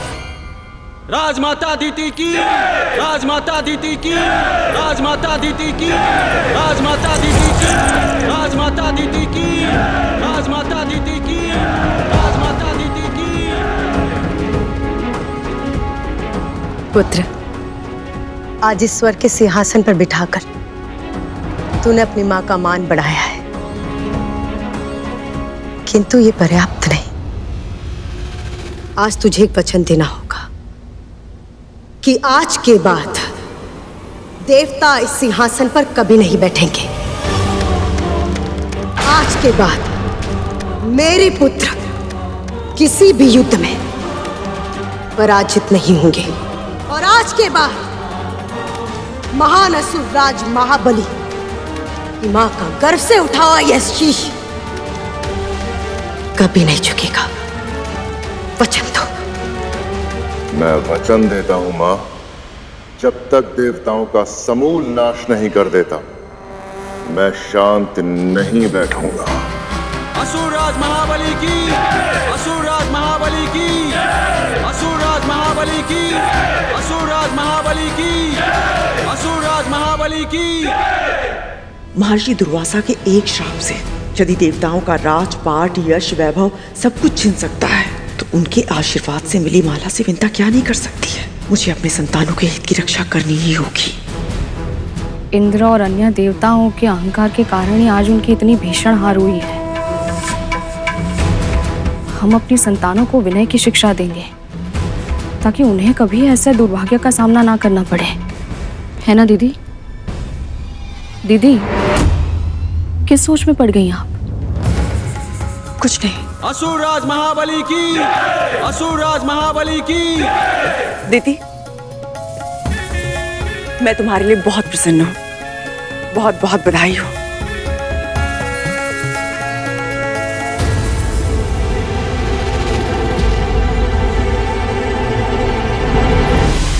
इंद्र, वायु, अग्नि,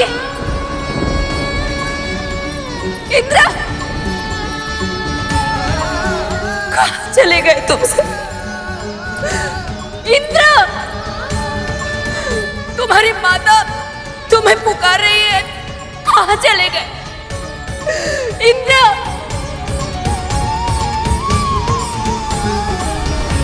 कहाँ चले गए?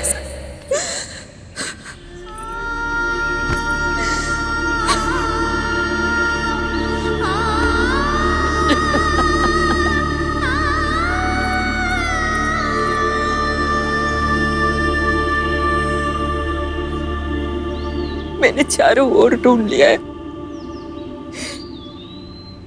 न जाने कहाँ है मेरे पुत्र। पहले तो मेरा स्वर सुनते ही लौट आते थे, परंतु आज दीदी, बाहरी नेत्रों से ढूंढना बंद कीजिए, मन की आंखों से देखिए, अपने हृदय से अनुभव कीजिए। आपकी अंतरात्मा अपने पुत्रों को स्वयं ढूंढ लेगी।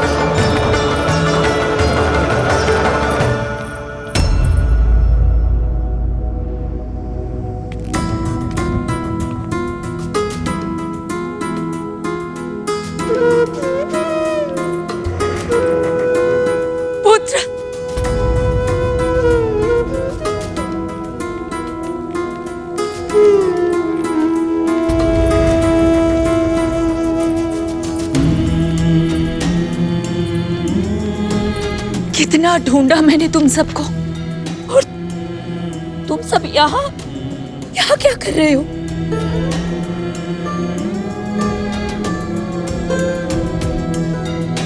हम सब भयभीत हैं माँ।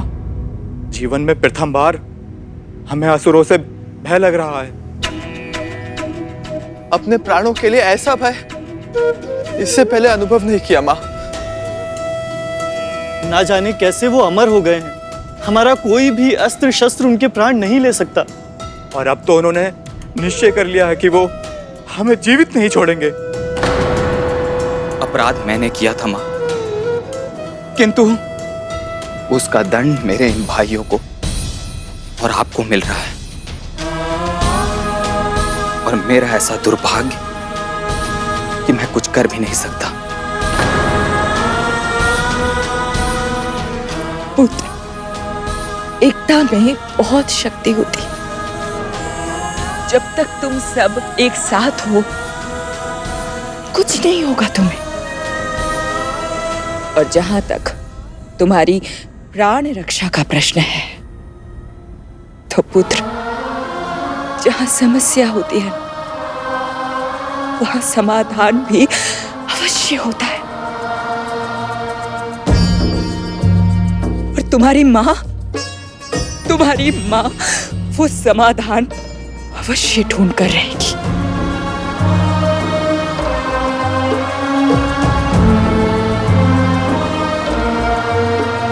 जो पुत्र अपने माता पिता का सम्मान करते हैं, उनकी आज्ञा का पालन करते हैं, वो अधिक समय तक सत्मार्ग से दूर नहीं रह सकते। जब से महर्षि दुर्वासा ने भगवान शिव के वरदान स्वरूप मिली वो महान माला विंता मां को दी थी, कद्रुमा के मन में ईर्ष्या के अंगार सुलगने लगे थे। अपने आप को अपनी छोटी बहन विंता से उत्तम सिद्ध करने की हठ ने उनके मस्तिष्क में जड़ें जमा ली थी।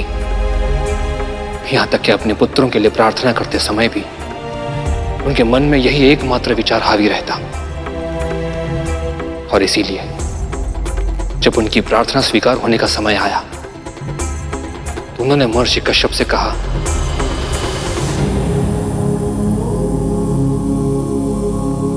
जो देवता, मानव, गंधर्व, दानव इन सभी से अधिक शक्तिशाली हो, जो विकराल विषधर हो, जिन्हें देखते ही शिराओं में भय का संचार हो। मुझे ऐसे एक सहस्त्र पुत्र चाहिए।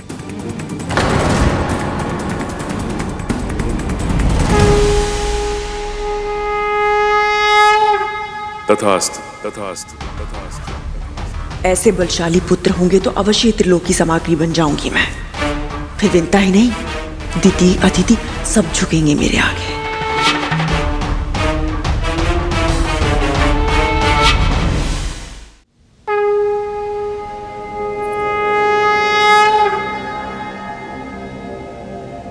देवी कद्रू की तरह आपका भी तप सफल हुआ। अपनी मन वांछित संतान मांगिए। स्वामी, अधिकार केवल मेरा नहीं है। संतान को अपने माता और पिता दोनों की इच्छाओं का संयुक्त स्वरूप होना चाहिए। इसलिए आप बताइए, कैसी संतान चाहिए आपको?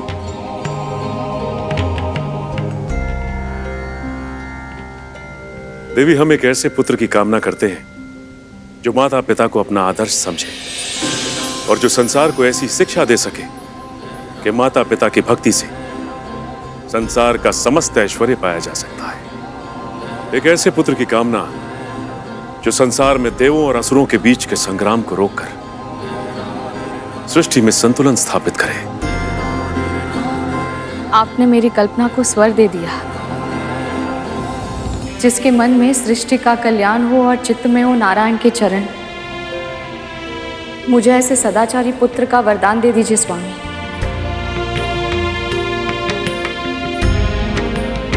देवी कद्रू ने सहस्त्र पुत्रों की इच्छा व्यक्त की है, किंतु आप केवल एक ही पुत्र चाहती।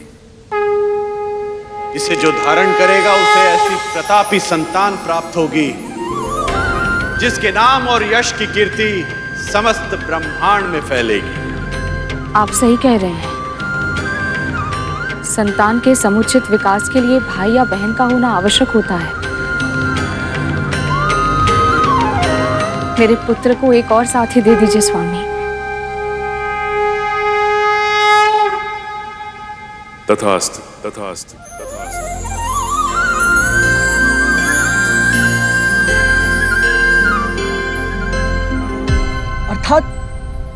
अर्थात मेरा कोई भाई भी है, किंतु भैया माँ ने तो मुझे उनके बारे में कभी कुछ नहीं बताया।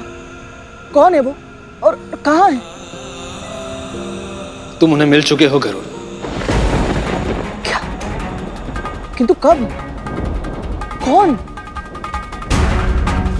सूर्यदेव के रथ के सारथी हैं वो, अरुण, तुम्हारे बड़े भाई।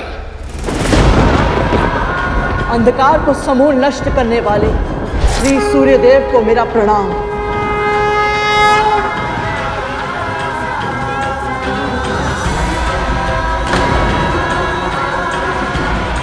माँ ने तो मुझे सदा सत्य का पाठ पढ़ाया और उन्होंने मुझसे इतना बड़ा सत्य छुपाया, पर क्यों?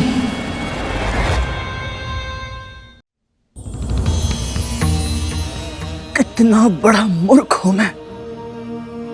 अपने सगे बड़े भाई को पहचान नहीं पाया और उन्होंने भी मुझसे कुछ नहीं कहा। क्यों? और इतना बड़ा सत्य क्यों छुपाया माँ ने मुझसे? संसार की प्रत्येक माँ जो भी करती है वो अपने संतान के भलाई के लिए ही करती है। तुम्हारे जन्म के पूर्व तुम्हारी माँ ने जो कुछ भी देखा, समझा और सहा था, उसके बाद से उनका प्रत्येक कर्म, प्रत्येक विचार तुम्हारी रक्षा के लिए ही था गरुड़। ऐसा क्या हुआ था मेरे जन्म से पूर्व?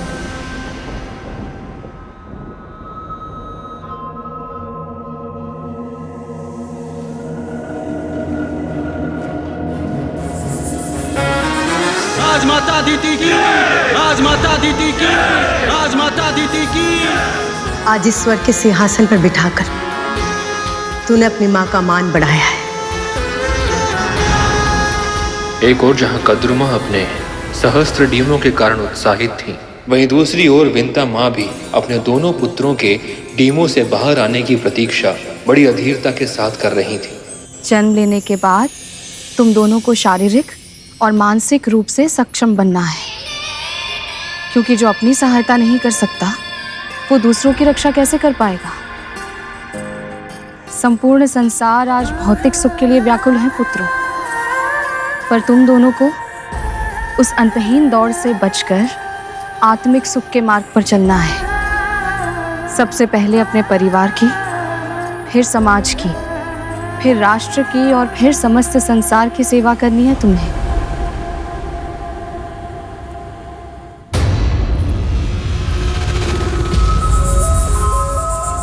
सेवा नहीं, शासन करना है तुम सबको। स्मरण रखना, खड्गेन आक्रम्य भुंजीता, वीर भोग्या वसुंधरा। शस्त्र के बल पर ही पुरुषार्थ करने वाले विजयी होकर इस पृथ्वी का भोग करते हैं। इसलिए तुम सबको इतना शक्तिशाली बनना होगा कि सबको पराजित करके स्त्रीलोक पर अपना राज स्थापित कर सको। कल्पना करो, चर अचर गंधर्व मानव देव दानव जब सब तुम्हारे अधीन होंगे तो तुम्हारी मां का सम्मान कितना अधिक बढ़ जाएगा। विनता ही नहीं, दीति और अदिति के पुत्रों को भी मेरे सामने सर झुकाना होगा।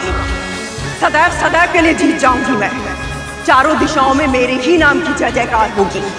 राजमाता कद्रू की जय, राजमाता कद्रू की जय हो। माता कद्रू की, माता कद्रू की, माता कद्रू की, माता कद्रू की, माता कद्रू की।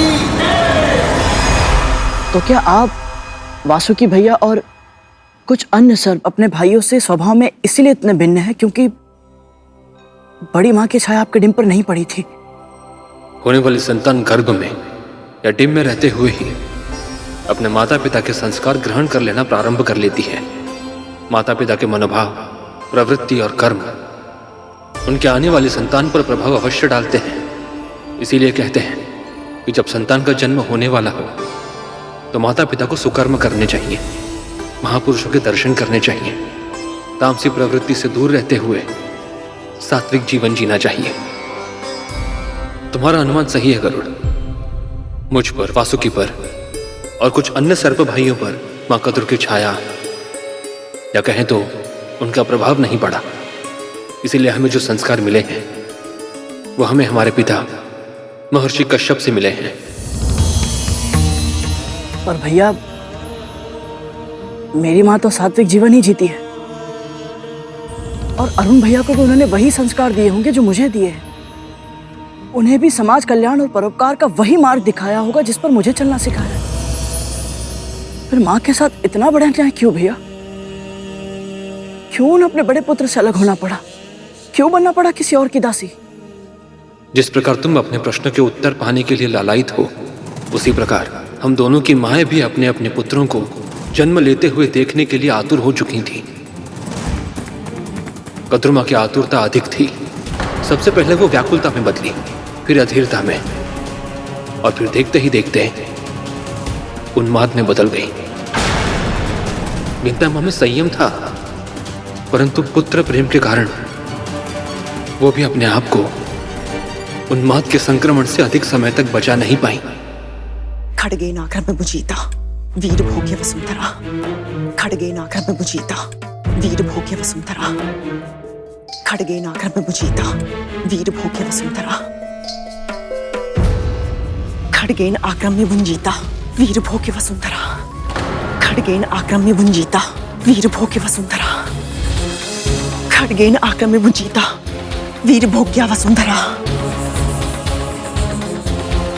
खड्गेन आक्रम्य भुंजीता, वीर भोग्या वसुंधरा। खड्गेन आक्रम्य भुंजीता, वीर भोग्य वसुंधरा। दीदी, अब शीघ्र ही मेरे पुत्रों का जन्म होगा। जब वो पहली बार अपनी डिम से बाहर निकलेंगे तो मैं नहीं चाहती उस क्षण की साक्षी बनने से मैं चूक जाऊं। मुझे भी ऐसा ही लगता है दीदी। शीघ्र ही मेरे पुत्रों का भी जन्म होगा और संभव है आपके सहस्त्र पुत्रों से पहले मेरे पुत्रों का जन्म हो जाए। इसे जो धारण करेगा उसे ऐसी प्रतापी संतान प्राप्त होगी जिसके नाम और यश की कीर्ति समस्त ब्रह्मांड में फैलेगी। ऐसा नहीं होगा, दिव्य माला मिलने का अर्थ ये नहीं कि तुम्हें मुझसे पहले और अधिक मिल जाएगा। सबसे पहले मेरे ही पुत्रों का जन्म होगा। तो लगे शायद जिसके डिम बाद में फूटेंगे उसे पूरे महल को दीपक से सजाना होगा। स्वीकार है।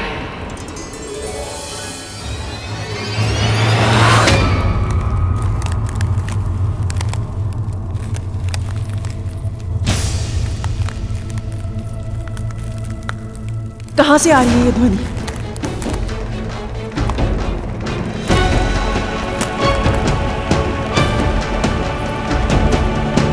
मन की आंखें वो भी देख सकती हैं जिसे देखने में तन की आंखें असमर्थ होती हैं। अब शीघ्र ही पता चल जाएगा कि इस ध्वनि का स्रोत कहाँ है।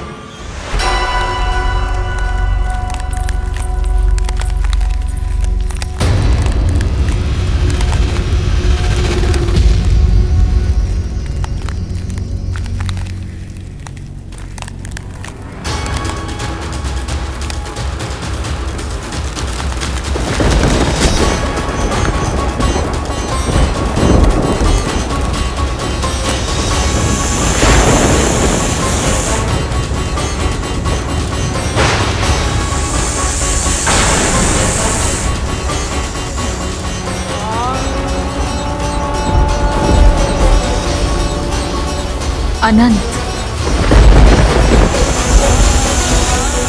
सत्य कहा तुमने। मेरा सबसे बड़ा पुत्र इस नाम से भी जाना जाएगा।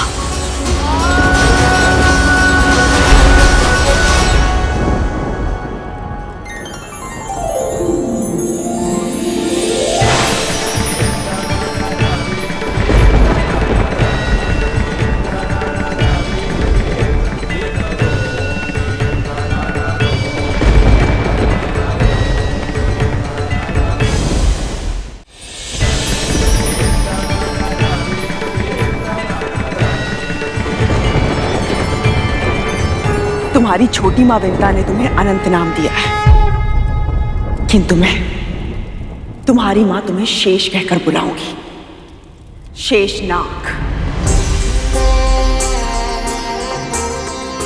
तुम इतने शक्तिशाली बनोगे कि आवश्यकता पड़ने पर पूरी पृथ्वी का बोझ अपने कंधों पर उठा पाओगे।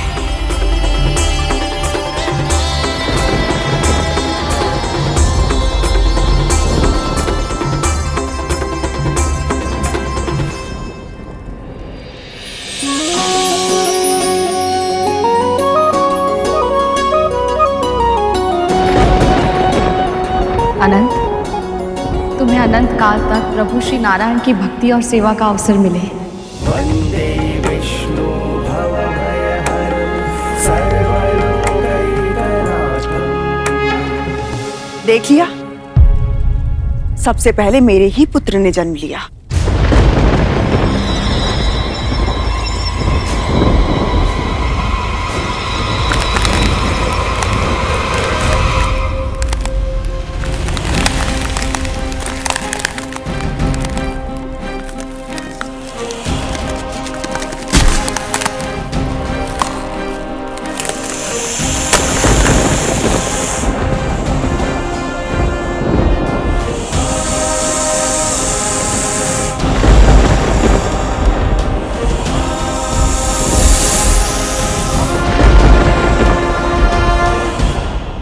तुम वासुकी कहलाओगे पुत्र। मनचाही लंबाई धारण कर सकते हो तुम।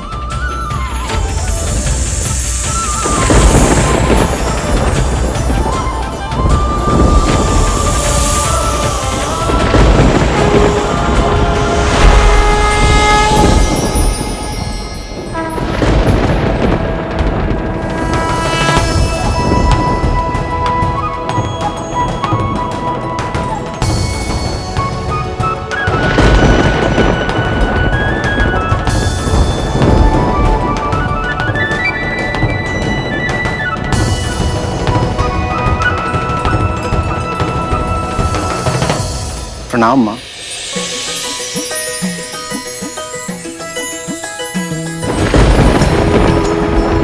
प्रणाम छोटी माँ।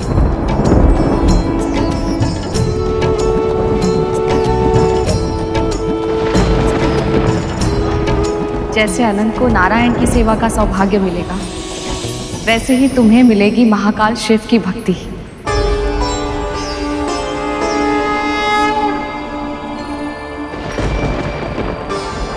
उनके गले की शोभा बनोगे तुम।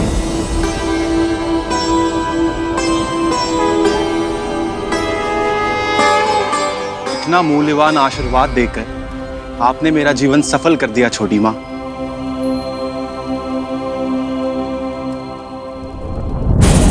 मेरे पुत्र इसी की स्तुति करते रहेंगे तो मेरा स्वप्न तो अधूरा ही रह जाएगा।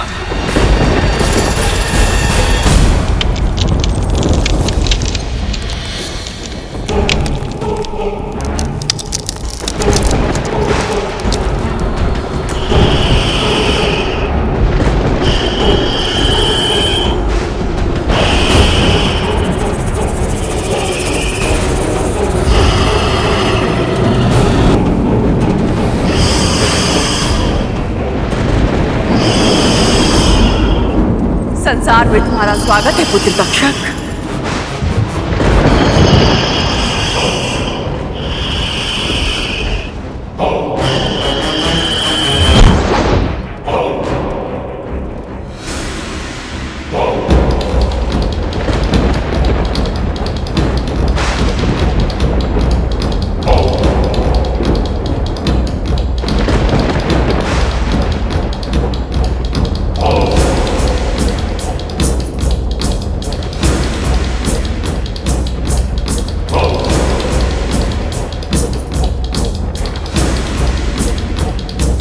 तुम्हारे विष की कोई काट नहीं होगी।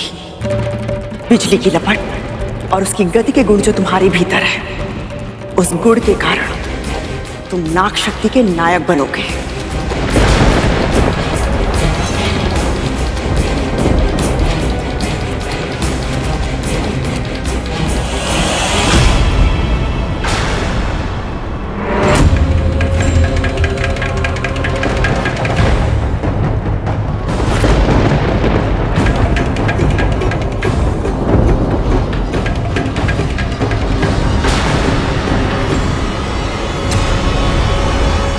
तुम्हारी छोटी माँ है, प्रणाम करो।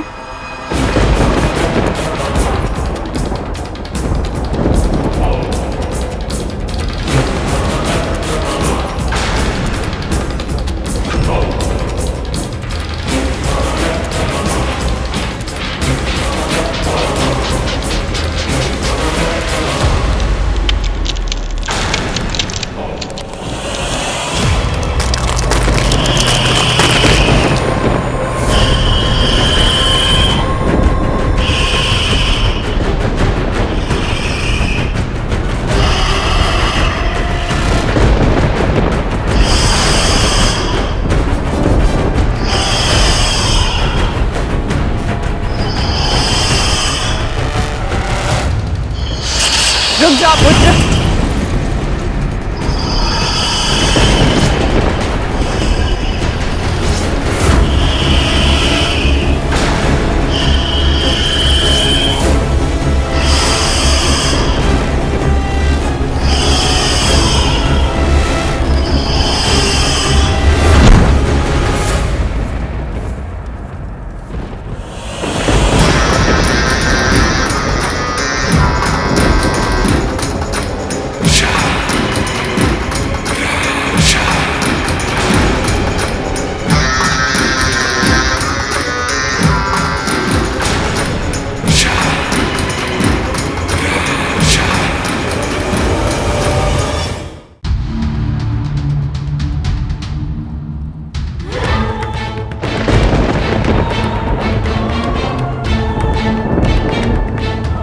वाह पुत्र वाह, तेरी शक्ति अद्भुत है।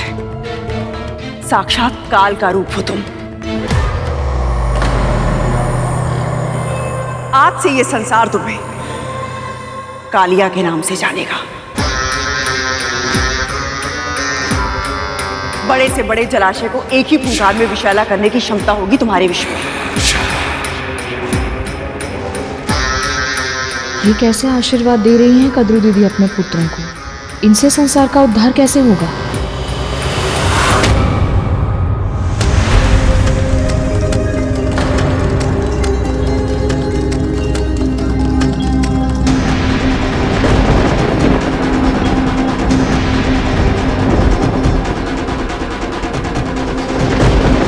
हुआ विंता?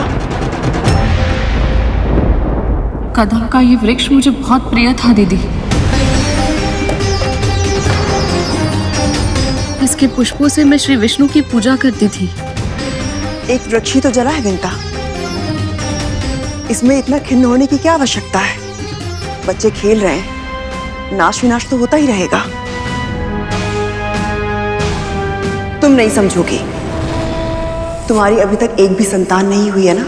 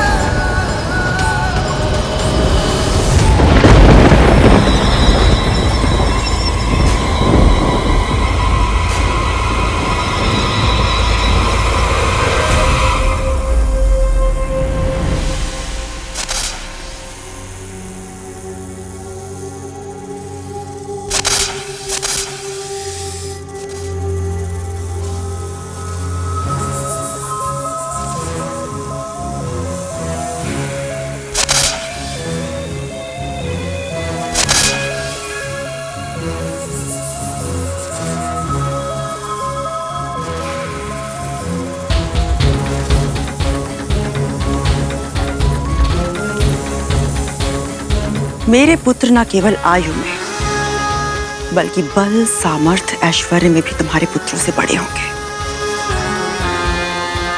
मैं शर्त जीत गई विंता,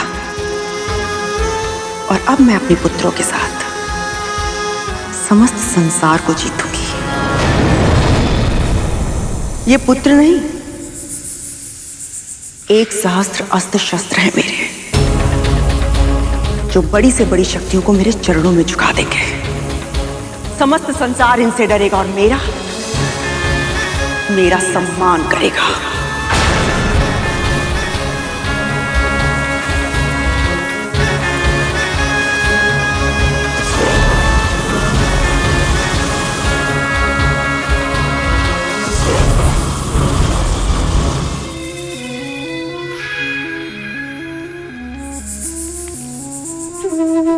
दोहराओ। खड़गेन आक्रम में भुंजीता, खड़गेन आक्रम में भुंजीता, वीर भोग्या वसुंधरा, वीर भोग्या वसुंधरा, खड़गेन आक्रम में भुंजीता, खड़गेन आक्रम में भुंजीता, खड़गेन आक्रम में भुंजीता, खड़गेन आक्रम में भुंजीता, वीर भोग्या वसुंधरा, वीर भोग्या वसुंधरा, खड़गेन आक्रम में भुंजीता, खड़गेन आक्रम में भुंजीता, वीर भोग्या वसुंधरा, वीर भोग्य वसुंधरा। कद्रू दीदी के 1 सहस्त्र पुत्रों ने जन्म ले लिया, पर मेरे एक भी पुत्र का जन्म अभी तक नहीं हुआ। कब फूटेंगे मेरे दिन, कब होंगे मेरे पुत्र? उस समय विंता माँ की आंखों में मैंने जो देखा, उसके बारे में कभी किसी ने कल्पना भी नहीं की होगी। ऐसा क्या देखा आपने भैया? मत्सर अर्थात ईर्ष्या। माँ और ईर्ष्या असंभव, पर शेषनाग भैया असत्य क्यों बोलेंगे?